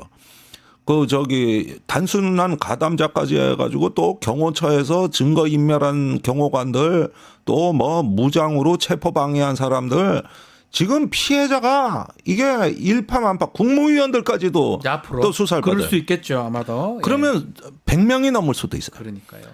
이게 다 윤석열로 인해서 벌어진 건데 정작 윤석열 본인은 여기에 대해서 아무런 감각이 없다. 네. 이게 끔찍하다는 거예요. 아. 이게 끔찍해 보이는 거거든요. 이건 인간의 양심과 염치의 문제 아닙니까? 그런데 이런 어떤 양심 염치를 버리면서도 그러면서도 지지층은 결집하겠다. 그러니까요. 지금 그러니까 헌법재판소에서 헌법재판관들 앞에서는 계엄이 아니라 계몽입니다. 네. 의원이 아니라 요망이. 이게 무슨 별거 아닌 것처럼 백가죽을 들여다 보이는 강아지 마냥 꼬리 흔들면서 살살거리다가 감옥에만 돌아가면은 부정선거로 중국과 북한의 나라를 갖다 바치려고 한 종북 반국가 세력으로부터 여러분들을 지켜달라는 해괴한 얘기가 또 나와요. 그러니까요. 그러면 하나는 강아지 마냥 살살거리는데 감옥으로 돌아가면 늑대로 변한다고. 이게 동시에 가능한 인물들입니다. 이게 동시에. 말씀 그건데 그 탄핵 그 심판 과정에서 이 증인들이 진술을 좀 바꾼 것처럼 보이잖아요. 뭐 얘기는 안 한 것도 많지만. 진술 거부가 많았죠. 회피가. 그러면 이 전반적인 상황 윤석열한테는 유리한 겁니까? 유리하다고 이렇게 다들 또 보도하는 쪽도 있는 것 같아서요. 사실은 일부 재판관에게는 영향을 줄 것 같은데. 일부한테는. 네. 그랬는데 탄핵 전체로 봤을 때는 대세는 저는 큰 변수가 안 된다고 봐요. 그렇지만 어떻게 보면은 현장에서 입을 맞추고 네. 윤석열을 여전히 추종하는 듯한 지휘관들은 네. 대부분 부하들의 안위에 관심이 없습니다. 아. 그리고 조직의 어떤 보호를 위해서 자기가 희생하지 않아요. 이런 걸 모든 군인들이 다 보고 있다는 거예요. 군인들이 다 보고 있습니다. 예. 그렇습니다. 그러면은 이게 뭐냐면은 이제 청운의 꿈을 품고 어떤 호국의 간성이 되겠다고 네. 어떤 장교의 양성 과정을 거쳐서 우리 군의 이제 중견 장교들이 된 우리 이제 청년 장교들의 입장에서는 이게 어떻게 미치겠느냐. 지가 군을 이용해 먹을 때는 권력자들이 네. 진급에 목매는 사령관들을 콕 깨가지고 마음껏 이용해 먹고 그다음에 버릴 때는 헌신짝처럼 버리는구나. 네. 이런 군대는 충성을 하기보다는 더러워서 침을 뱉고 싶은 거라고요. 오히려. 두고 보십시오. 이제 육군사관학교 지원율 아마 뚝 떨어질 겁니다. 그러니까 누가 이런 군대에서 장교로 근무하고 싶겠냐는. 그러니까 공은 나에게 책임은 부하에게. 네. 이게 보여지는 건데 그게 원래는? 여인영과 이진우의 헌법재판소 태도였습니다. 네. 장군답지 못한 거예요. 군인답지 못한 거예요. 그러면은 이런 부분에 대해서 저는 지금의 군의 뜻 있는 장교들이 이런 어떤 비겁한 군인들의 증언에 대해 가지고 과감하게 절연하는 자기 혁신 운동을 누군가 외쳐야 된다고 봐요. 아하. 그게 군이 회복되는 길이 그거밖에 없다. 그리고 무슨 북파 공작원들은 목숨 걸고 일하는 사람들인데 네. 우리를 갖다가 무슨 체포조로 써먹고 이렇게 하고 나서 이제는 버리는 듯한 행태를 봤을 때 우리가 지키고자 했던 국가가 맞느냐. 네.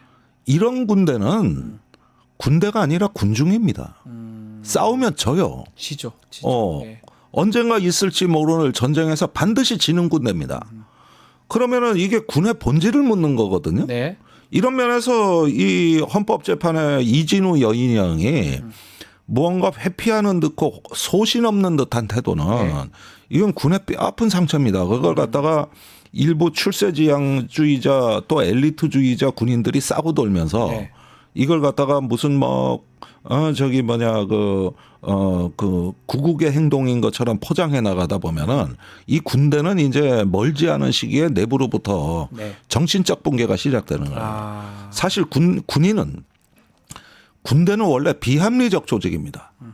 인간이 죽고 사는 건 신의 영역이에요. 그런데 부하 보고 죽을지도 모르는 명령을 해야 되는 게 그러니까요. 군대예요. 또 그걸 따라야 되고요. 따라야 되고. 군인이라면. 그래서 군대는 본질적으로 비합리적 조직입니다. 비합리적이다. 예. 그 비합리적인 조직을께서 그거를 책임을 그래도 그 비합리성을 감수할 수 있는 어떤 저 방편은 이 에너지는 네. 명령의 합법적인 권위, 그 다음에 직업으로서의 전문성, 맞습니다. 예. 그 다음에 사회로부터의 존중입니다. 그 다음에 상하 간의 의리예요. 이게 없으면 군인은 죽은 존재입니다. 아, 지금 딱 그런 상황이네요. 다 빠져. 죽은 존재. 이건 군대가 죽는 거예요. 그러니까 자기 살겠다고 해서 답변 회피하고 국민한테 책임을 지지 않겠다는 지휘관은 네. 국가 안전에 대해서도 책임지지 않을 장교입니다. 앞으로 그럴 가능성이 높은 장교다. 그렇습니다. 예. 자기들이 무슨 국가의 최후에 모르고 안전에 대한 책임자입니까? 개소리입니다. 예. 개소리예요. 그런 부분에 대해 가지고 이 지금의 사령관들의 비겁한 행태에 대해 가지고 저는 군인의 존재를 묻는다. 네. 그리고 군대는 왜 존립하는가를 물을 수밖에 없다. 이게 나는 대다수 청년 장교들의 순수한 정신을 대변해서 네. 제가 대신 해주는 얘기란 말이에요. 그렇군요. 그분들은 말을 못하니까. 안 하시니까. 예. 그래서 지금도 그 순수한 정신들을 저는 군을 사랑하거든요. 그런 어떤 그 30년간 군의 미운정 고운정이 다 들은 사람이에요. 네. 이런 사람 입장에서는 이 말을 할 수밖에 없다는 거. 거기에다 국군의 최고 통수권자라는 사람의 네. 부끄러운 민낯을 보면서 우리 군이 앞으로 겪어야 될 자괴심과 네. 회복되기 어려운 내상에 대해 가지고 제가 개탄하지 않을 수 없고 우리가 회복되는 길은 이런 자들을 규탄하고 절연하지 않으면 그러니까요. 우리는 살 길이 없고 군의 생명의 불꽃이 꺼진다. 이 얘기를 하고 싶은 거예요. 강하게 우리 탄핵 심판 과정에서 사령관들의 진술 보시면서 군의 존재의의까지 이제 말씀 주셨는데 요 하나는 좀 짚어봐야 될 것 같아요. 직권으로 수도방위사령부 1경비단장 조성현 증인 채택이 됐습니다. 글쎄요. 그리고 8차 변론 길에 나온다고 하는데 어떤 의미입니까? 이거는 뭐 달리 또 봐야 됩니까? 이 부분은 네. 지금 추가 증인들에 대한 부분들은 좀 다소 좀 예상이 되는 게 네. 너무나 많은 그 국회의원 체포 봉쇄 발자국을 남겼거든요. 네. 근데 사령관들의 진술에만 의존하기엔 부족한 겁니다. 그러니까 오늘 동아일보 단독 기사가 네. 이제 그 계엄 후에 증거 인멸하려고 했던 이진우 사령관의 이진우 얘기가 의혹이 나오죠. 나오고 예. 그다음에 어제 그 헌법재판소에서 나온 거는 곽종근의 진술이 당당한 이유가 네. 스피커폰으로 지통실에서 다 들었다는 거죠. 모든 장교들이 다 들었다. 예, 예, 예. 이러니까 자기가 기억이 안 나도 다 보관 가능하다. 그러니까요. 이래가지고 진술이 투명하고 명확해진 거거든요. 너무나 많이 보고 들은 거예요. 그러니까 이진우 강에는 이제 군사경찰대들을 출동시키고 네. 그리고 본인이 직접 현장 지휘를 했거든요. 장갑차 안에서. 그래서 거기에서 이제 국회 봉쇄, 체포 등등에 대해 가지고 그 기관원들의 통신 지휘 이런 기록이 많고 또 현장 지휘관들의 경우에는 수방사령관으로부터 받은 지시가 있거든요. 네. 저는 그게 이제 총을 부수고라도 들어가서 다 끄집어내라. 2차, 3차 계엄할 테니 계속 하던 대로 해라. 네. 이런 부분들이 다시 현장 지휘관들한테 전달이 그 장갑차 안에서 이제 이진우 사령관이 그걸 다시 전파를 한 거기 때문에. 그거 확인하려고 부르는 걸 수도 있겠네요. 그렇죠. 그렇게 되면은 이런 어떤 그 사안을 3차원적, 입체적으로 더 이해하게 되는 거죠. 그래서 당시에 그 특정한 시공간 안에서 진행이 됐던 어떤 사항들에 대한 사실관계 완성인데 사실 이것도 헌법재판소의 심판에는 맞지 않죠. 좀 안 맞. 형사재판 예. 그런 행동을 그렇게 했냐 안 되는 했냐, 거죠. 예. 지시를 했냐 안 했냐인데. 그러나 시간이 흐를수록 이런 진술들이 윤석열에게는 계속 이렇게 진술이 나왔는데도 거짓말 더 해봐라. 네. 이런 압박으로 작용이 될 겁니다. 그 통화 내역을 들었다는 그 전속부관 수행장교 얘기도 있지 않습니까? 네. 그 사람이 이제 이진우 지시를 받고 네. 통화 교신한 블랙박스를 폐기했다. 폐기했다. 네. 그러니까 결국은 그렇게 많이 통화를 하고 또 그걸 들었고 그 수화기 너머로 들리는 음성, 대통령의 음성을 들었다라고 네. 또 얘기를 하는 거 봤을 때는 증거들은 뭐 거의 확실한 것 같은데 계속적으로 탄핵 심판 가서는 이진우가 답변이 좀 제한되거나 거부하는 모습이거든요. 그렇습니다. 네. 근데 우리가 이런 것들하고 그다음에 어쨌든 헌법재판에서도 네. 노상원의 존재가 드러나지는 않습니다. 제가 뭐 좀 전에도 그 다른 코너에서 얘기를 좀 했는데 노상원이 좀 빠져 있는 것 같아요. 노상원이 좀 중요한 인물 아닙니까? 가장 중요한 인물인데 네. 어찌된 일인지 헌법재판에서도 전혀 드러나지 않고 이래가지고 사실 수사도 지금 그 교착 상태입니다. 노상원 관련해서는요. 네. 네. 그러는데 이제 이런 사항들이 하나씩 더 수사에서 진실이 규명되고 재판이 열림에 따라 가지고 저는 뜻밖의 반전이 있을 수 있다고 봅니다. 노상원을 통해서 말하는 겁니까? 예. 이게 뭐냐면은 예. 지금까지 윤석열 극렬 지지자들이 봤던 거는 이 종북내란 세력이 부정선거로 그 북한과 중국의 나라를 갖다 바치려고 한 네. 것이다. 이런 단순한 프레임에서 움직이고 있었는데 근데 지금 그런 프레임에서 그 이해하는 수준을 넘어서는 팩트들이 나오기 시작한 거거든요. 예. 그러니까 예를 들면은 HID 요원이 임무 끝나고 조끼를 폭파시켜서 네. 죽여버려라, 예. 제거해버려라. 예. 그러면은 지금까지는 주적인 북한을 상대로 우리 전사들이 싸운 건데 이거는 아군을 제거하라는 것이 되니까 네.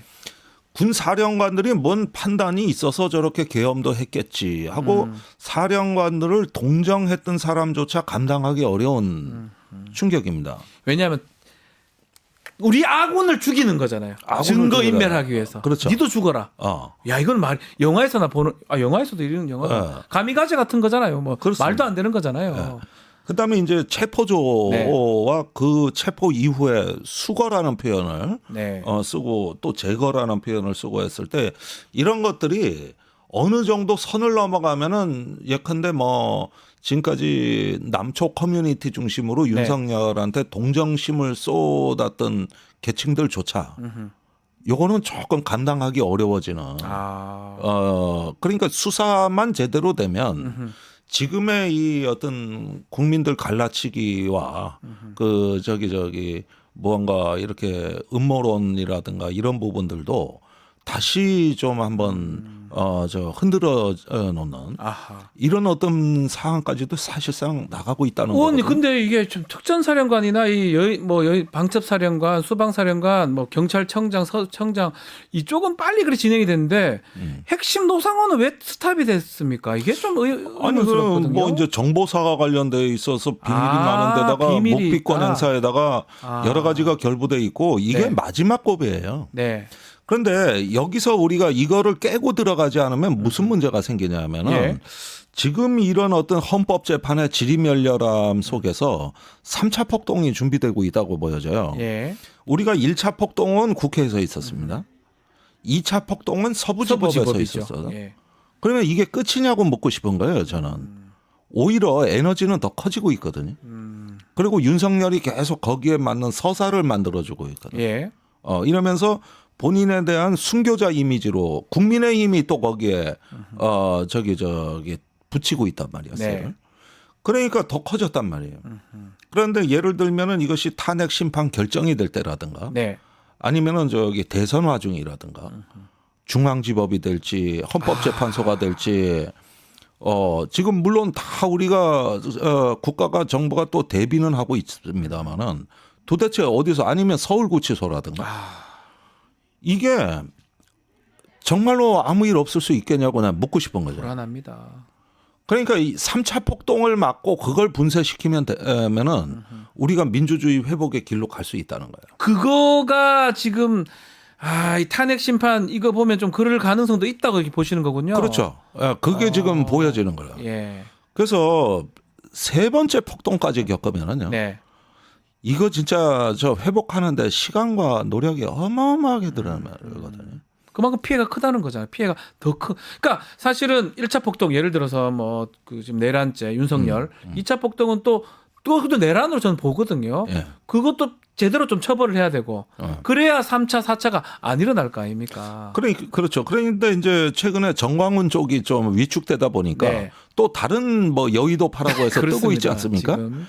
그러니까 이게 내부 경쟁이 붙었는데 우리가 중동에서 이렇게 왜 어떤 끔찍한 테러를 보고 이럴 때 네. 항상 느끼는 게 뭐냐면은 그게 적개심만 갖고 일어나는 게 아니에요. 그 중동의 무장 조직 간의 경쟁입니다. 네. 경쟁심 때문에. 그렇지. 우리가 이런 무시무시한 폭동을 저질러서 이 이슬람 세계 내에서는 우리가 헤게몬을 갖고 있다. 잘 가지고 있다. 대부분 이렇게 보면 그 자살폭탄 테러라든가 그러니까요. 이런 것들이 내부 경쟁과 관련돼 있거든. 정파 간에 또 그러지 그렇죠. 이게 매니지먼트가 되고 거버먼트가 되면 대부분 안정이 돼요. 아. 근데 무정부 상태에서 이 무장 정파 간의 경쟁이 붙을 때 가장 끔찍한 테러가 일어나. 테러가. 그런데 지금 우리 한국의 윤석열 극렬 지지파들이 분파가 생기고 맞습니다. 지금. 그다음에 여의도파, 강화문파. 극우 유튜버 간에도 이게 헤게모니 경쟁이 있다는 뜻은 무슨 얘기냐? 과격해지는 어떤 그 경쟁이 붙는다는 뜻이에요. 네. 그때가 이제 우리가 위험 신호를 봐야 되는 것이죠. 그래서 3차 폭동의 개연성이 있는 거거든요. 네. 그래서 이거를 분쇄시키고 무언가 조금 더 민주주의 회복 쪽으로 우리가 나가기 위해서는 정말 많은 일을 해야 됩니다. 정말 많은 노력이 필요합니다. 네. 예.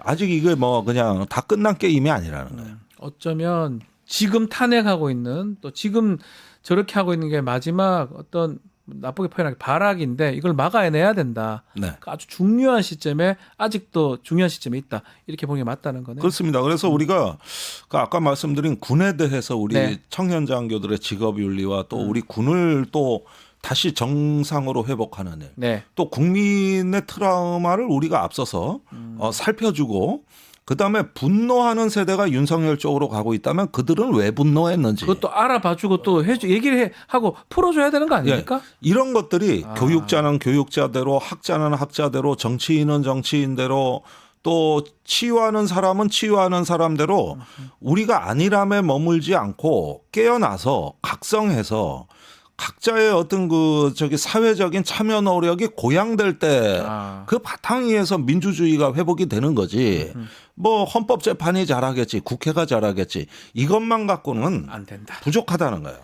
알겠습니다. 저도 좀 달리 좀 생각을 하게 되네요. 그냥 저는 법률적인 거 진행되는 거 보고 되겠구나 싶었는데 지금 우리나라 상황이 그런 상황도 아니고 더 아닙니다. 신경을 써야 되는 상황이다. 이게 우리 세대의 책임이라고 봐요. 책임이다. 이제 586 세대가 이제 위나 아래 세대에게 좀 떳떳해집시다. 책임지세요. 그러니까 좀 책임을 지자 우리가 네. 이런 말씀 드리고 싶습니다. 알겠습니다. 자, 오랜만에 우리 최강 디펜스 김종대 의원하고 함께했는데 이제 매주 함께해 주시는 거죠? 예, 그렇습니다. 알겠습니다. 좋은 이야기 김종대 의원과 함께했습니다.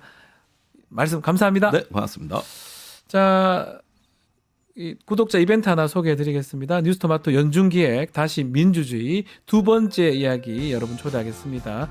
이번 행사에는 김부겸 전 국무총리 함께 대한민국 민주주의 현주소 짚고 해법을 찾아보고자 합니다. 참여 방법은 화면으로 나가고 있는데요. 메일이나 휴대전화로 성명, 연락처, 소속 직함 남겨주시면 선착순 50분을 모셔보겠습니다.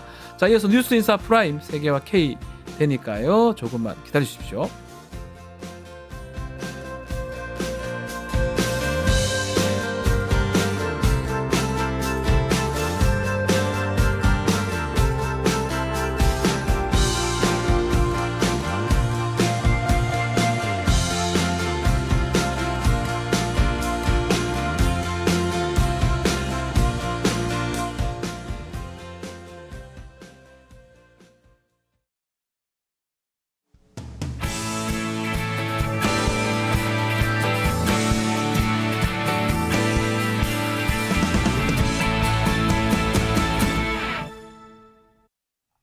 한 발 더 들어가는 고품격 시사대담 뉴스 인사 프라임 시작해 보겠습니다. 매주 금요일 코너는 세계와 K. 자, 우리가 알아야 될 세계 속의 한국 또 세계 소식 이야기를 해보겠습니다. 오늘도 무리정 평론가 알파고 기자 나오셨습니다. 두 분 안녕하십니까? 네, 안녕하십니까. 자, 오늘은 좀 논란이 되고 있는 미국의 외교 전문 매체죠. 포린 폴리시 기사부터 좀 다뤄보겠습니다.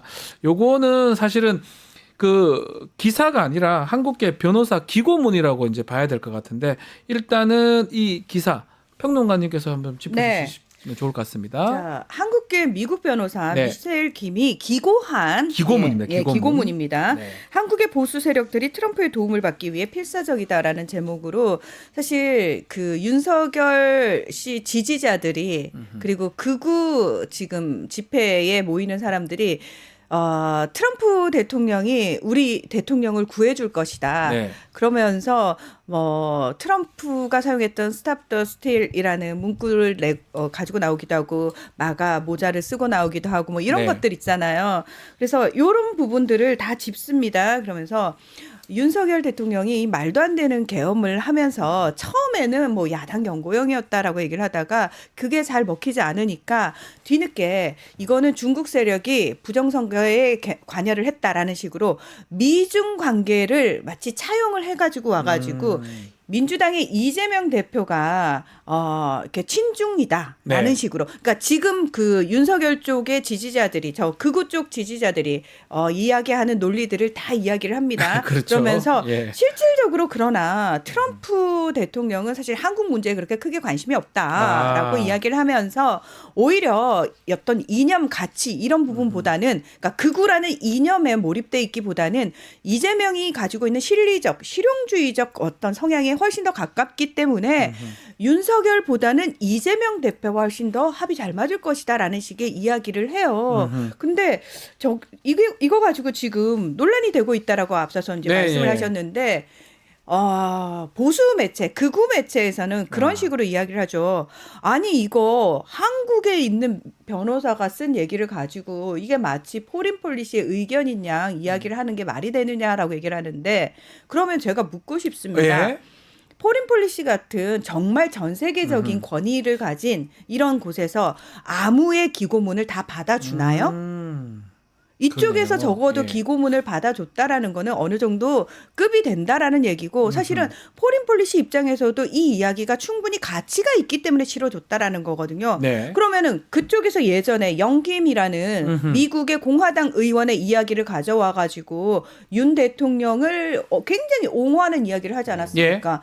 그때 그분이 기고했던 거는 더 힐이라는 의회 전문 매체거든요. 거기는 의원들 이야기를 받아주는 곳이잖아요. 그분이 네. 실질적으로 지금 의원이기도 하고 그러면은 그것도 그럼 말이 안 된다고 얘기를 해야 되는 거 아닌가요?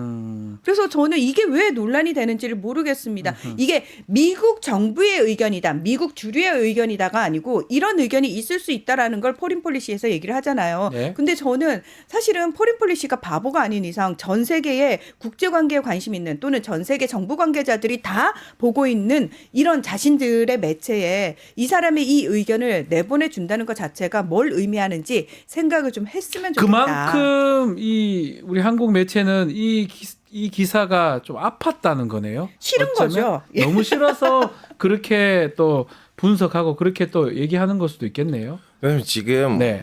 솔직히 말하자면 좀 큰 틀에서 네. 그리고 솔직한 마음으로 얘기를 하자면 미국에 있는 언론사들에다가 웬만한큼 로비를 통해서 좀 약간 개입해가지고 글을 실리는 거는 큰 문제가 아니에요. 네. 여기는 이제 포레인 폴리시는 우리는 제어할 수가 없지만 근데 포레인 폴리시의 특징이 뭐냐면 항상 그 이제 미국 중심으로 나온 잡지잖아요. 네. 그렇죠. 그래서 1차적인 대상이 미국 정치인들, 미국에 있는 대통령, 미국에 있는 외교부 관계자들인데 이제 그분들은 이틀 밖에 나오는 글을 아무리 돈을 뿌려도 안 받아줘요. 그 틀이 뭐냐면 우리의 외교적 시각을 넓히는 거. 그래서 뭐 포레인 폴리시의 생각보다는 포레인 폴리시는 이제 미국에 있는 관계자들한테 야, 이런 의견도 있어요. 이것 한번 생각해봐요. 뭐 이 사람들 좀 약간 실리주의니까 트럼프하고 합이 잘 맞지 않을까라는 정도로 이제 그 생각 아니면 견해를 이제 제공하는 건데. 근데 이제 문제는 이제 트럼프 대통령이잖아요. 네. 트럼프 대통령이 지금 시작한 출범한 지 얼마 안 됐는데 그동안 했던 행보들을 보니까 돈이 안 된 장사를 안 해요. 절대 안 해요.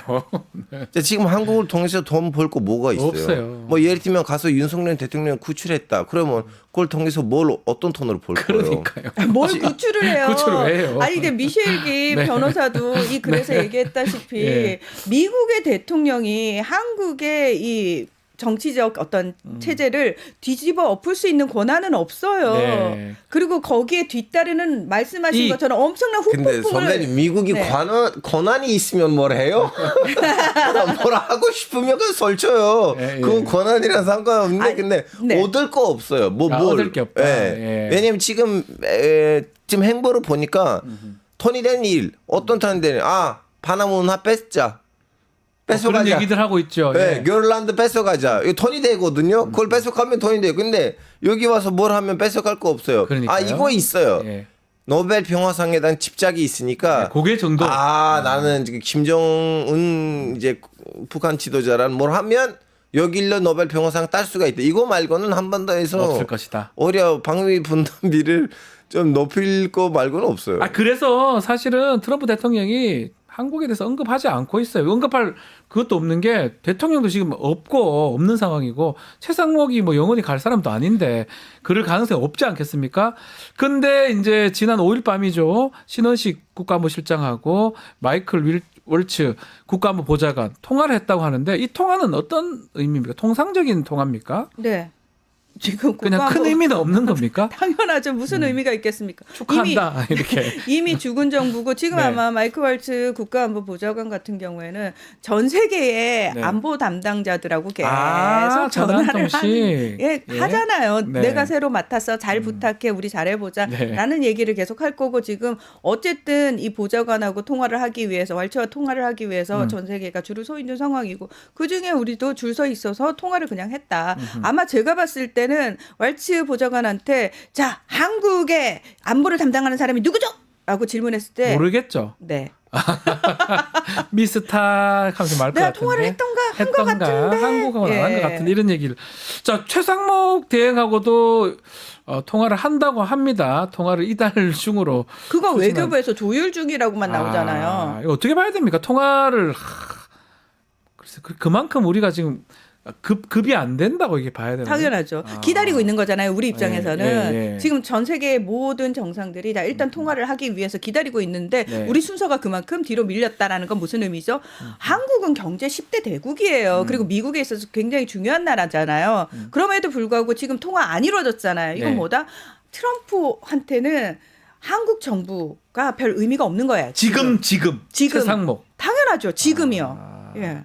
지금 그래서 통화 이달 말이면 한참 뒤에 할 수도 있겠네요.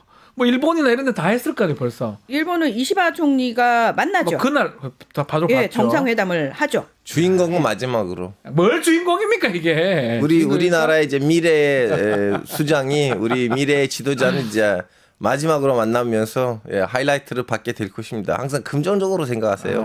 아유, 우리 알파고 기자님 참 긍정적이세요. 참 좋아하겠어요, 정부에서. 정부 좋아하겠어요. 네, 알겠습니다. 언제 되게 될지 뭐 통화하면 또 어떤 내용이 구체적인 내용이 있을까요? 있을까요? 어떻게 보세요? 뭐 얘기할 게 있을까요? 지금 당장 뭐가 없죠. 왜냐하면 다시 한번 말씀드리자면 지금 한국으로부터 그 트럼프 정부한테 한국은 ATM 마신이잖아요. 본인들 얘기했잖아요. 그걸. 그러니까요. 돈을 뽑을 수 있는 거 어디가 있을까? 그래서 우리의 다음 지도자도 돈을 덜 유출시키려고 노력하시겠죠. 전 오히려 최상목 대행이 가만히 있었으면 좋겠어요. 뭐 권한도 없을 뿐더러 다음 정부가 짐을 받을 수 있습니다. 아유, 그럼요. 예. 그러니까 다음 정부가 어떻게 들어서 거기서 해결할 부분이고 권한도 트럼프하고 없는 사람이, 상대해서 네. 뭔 아무것도 안 돼. 권한도 없을 뿐더러 능력도 없을 것 같거든요. 특별하게 뭔가를 또 약속해주거나 큰일 하면 또 납니다. 곤란할 수 진짜 큰일 있고. 납니다. 이시바 총리가 이제 우리 시각으로 내일 새벽에 트럼프하고 정상회담을 본다고 하거든요. 하죠. 예. 근데 그 이후에 공동 기자회견 안 한대잖아요. 이시바 총리 혼자 한대잖아요. 네. 이건 뭐냐면 또 그 자리에서 트럼프가 네. 돌발적으로 혹시나, 혼자 혹시나. 뭔가를 얘기할까봐 그거를 차단한다라는 거잖아요. 네. 뭐 최상목 대행하고 통화가 이루어지더라도 아마도 언론에서는 대서특필할 겁니다. 네. 우리나라 언론에서는. 그러나 미국 언론에서는 얘기가 나오지 않을 겁니다. 그러려니 하지 네. 않을까 생각이 듭니다.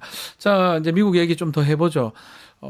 이 알파가 조금 얘기를 했는데 파나마, 그린란드, 트럼프는 저는 가자 지구까지 얘기할 줄은 몰랐거든요.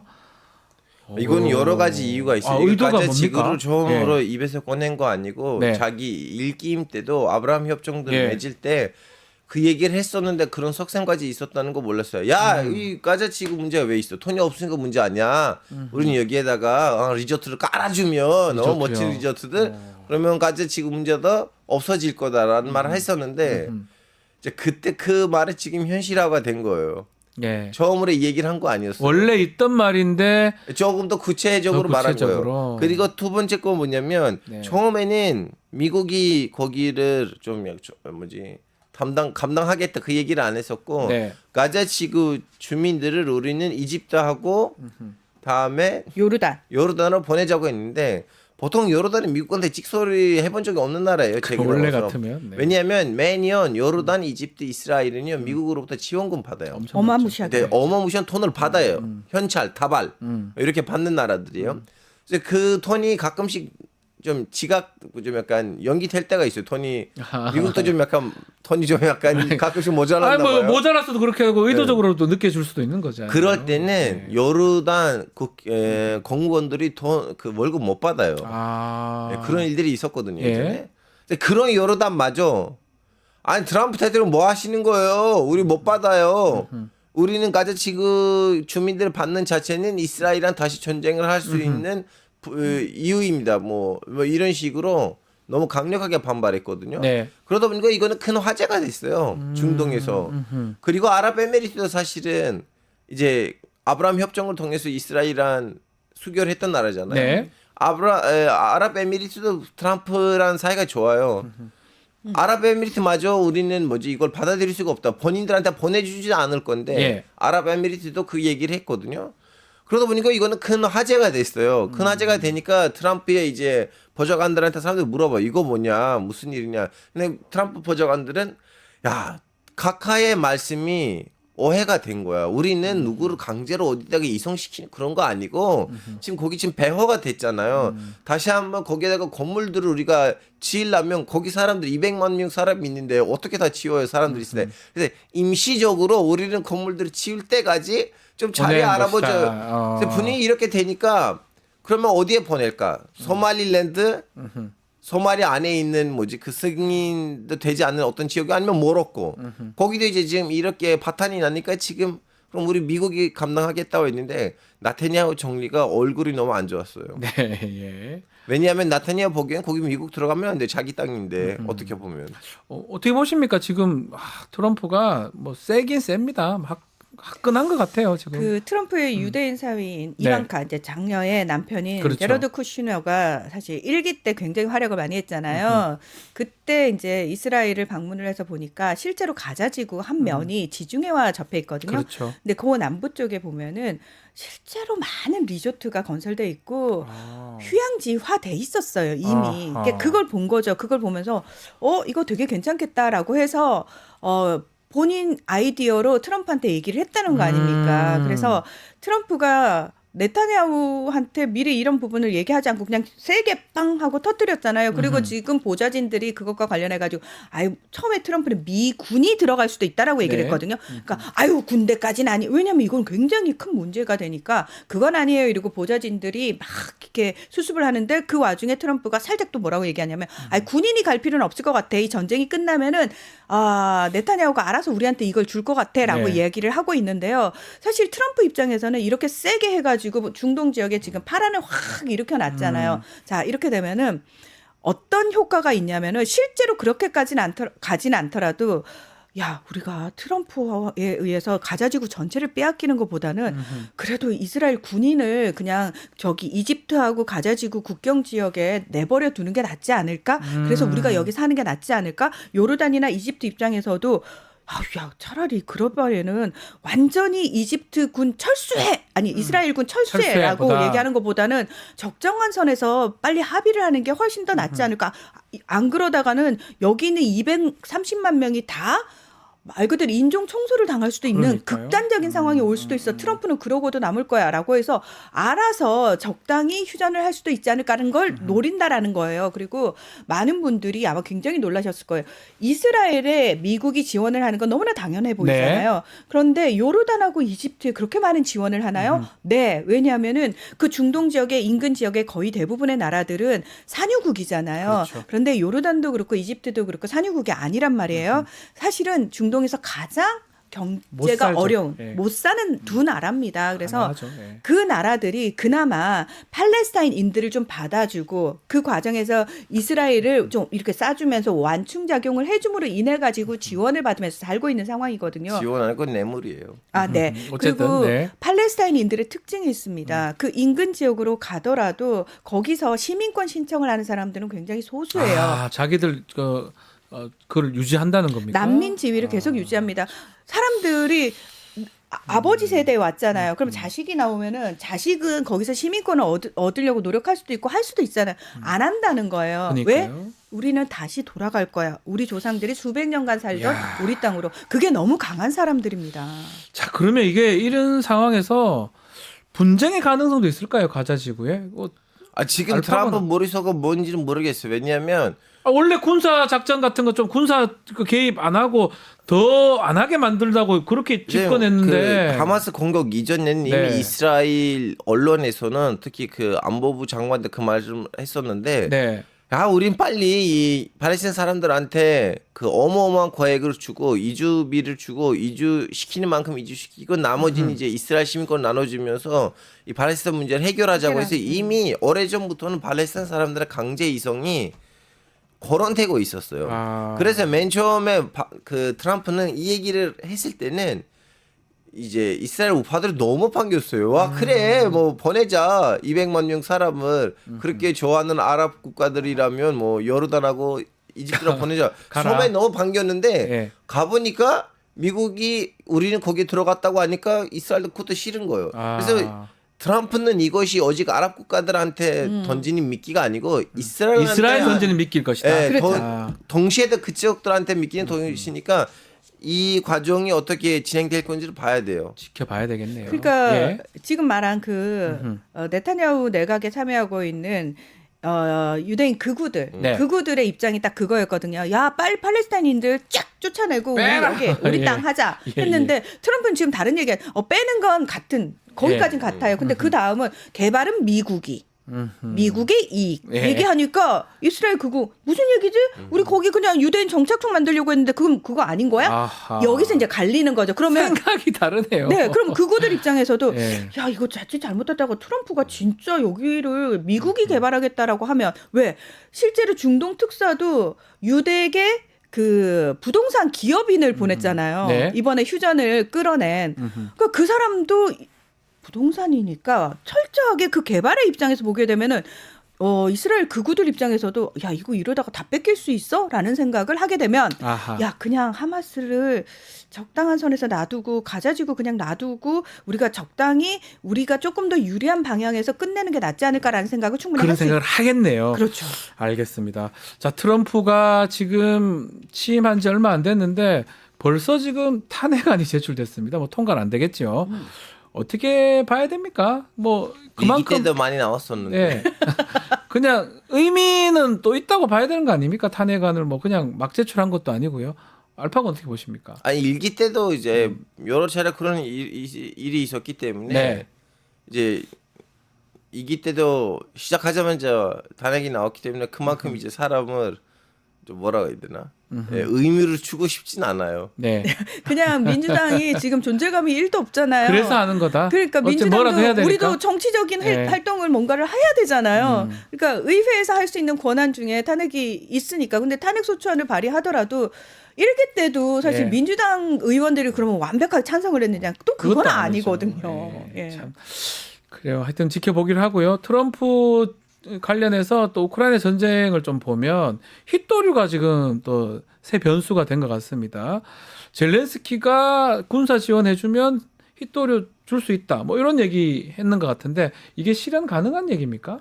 아니 이것도 자 보세요. 처음에는 어떻게 했어요? 네. 그 트럼프는 내가 당선되면 빨리 그 동부 땅을 러시아한테 넘겨주고 원래 그랬었잖아요. 지금은 젤렌스키는 히토리 네. 있는데 드릴까요 하니까 갑자기 지금- 군침을 흘리는 건가? 네. 예. 아니, 트럼프도 너무 단순해 사실은. 예. 너 다루기 힘든 사람 아니에요. 그러니까 젤렌스키가 사실 지난해 대선 표결 전인 9월에 트럼프도 만났잖아요. 네. 미국 가서. 그러면서 내가 비밀 병기를 하나 가지고 가, 비밀 계획을 하나 가지고 가 이러면서 그 당시에는 얘기를 안 했는데 이제 지금 이제 나오는 건데 젤렌스키가 되게 조금 약간 영악한 부분이 뭐냐면은 이 히토류가 있는 곳들이 거의 대부분 러시아가 점령한 땅이거나 교전 지역이에요. 그러니까 젤렌스키 입장에서는 거기 히토류 있는데 가져가라고. 가져가실래요? 군대 보내주고 지원해주라고 이 얘기를 하는 거네요. 그럼요. 이거를 사실 아. 그리고 히토류가 있더라도 이걸 개발하는 과정에서 엄청나게 비용도 많이 들 뿐만 아니라 환경 파괴가 어마무시하게 되거든요. 그러니까 중국이 전 세계 히토리의 70%를 담당하는 이유가 딴 게 아니라 중국은 환경 생각 안 하잖아요. 잘 안 그 하죠. 인근 주민들이 네. 어떤 피해를 받든 상관 안 하잖아요. 그러니까 거기서 개발을 하는 거거든요. 네.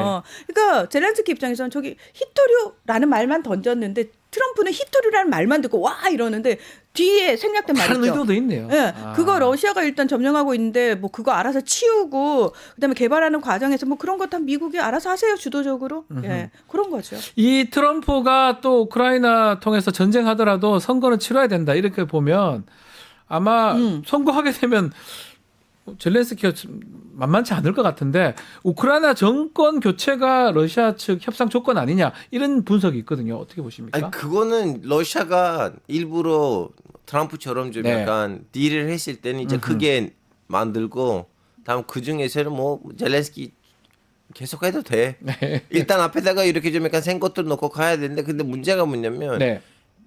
다시 대선이 지르게 되면 현재로서는 젤렌스키 말고는 방법이 후보자- 없다는 예. 거예요. 왜냐하면 후보자가 본인 라이벌들을 다 숙청해 버렸어요. 아, 다 잘라버렸어요. 예, 예. 예.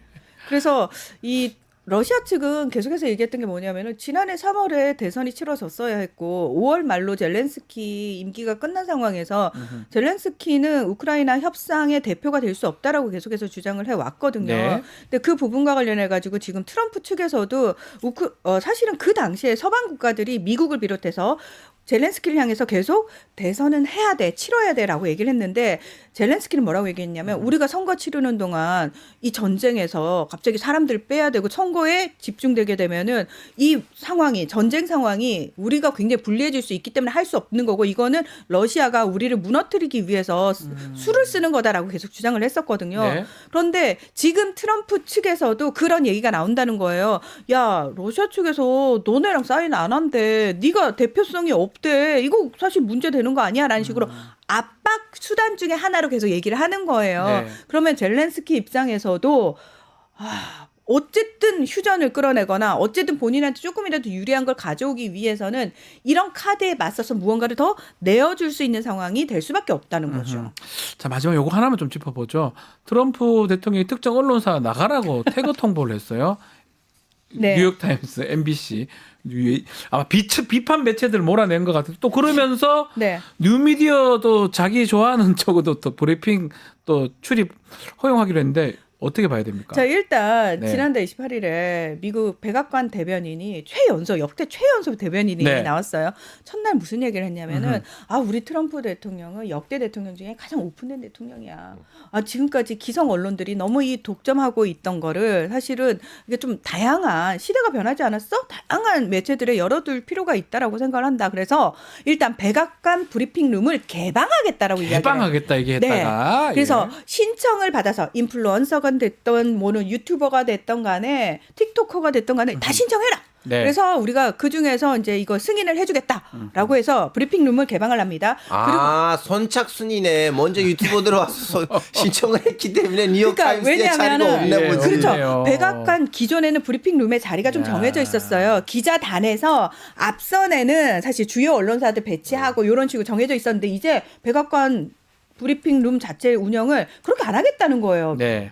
그래서 누구라도 오면 진짜 말 그대로 승인을 받아서 그냥 누구라도 들어올 수 있는 거예요. 예. 그 상황이 됐어요. 근데 이제 미국 국방부에서 기자실을 원래 들어오는 매체들이 정해져 있었는데 MBC부터 시작해가지고 빼겠다는 거예요. 폴리티코까지 네. 4개를 뺀다는 거예요. 그러면 이 4자리가 비잖아요.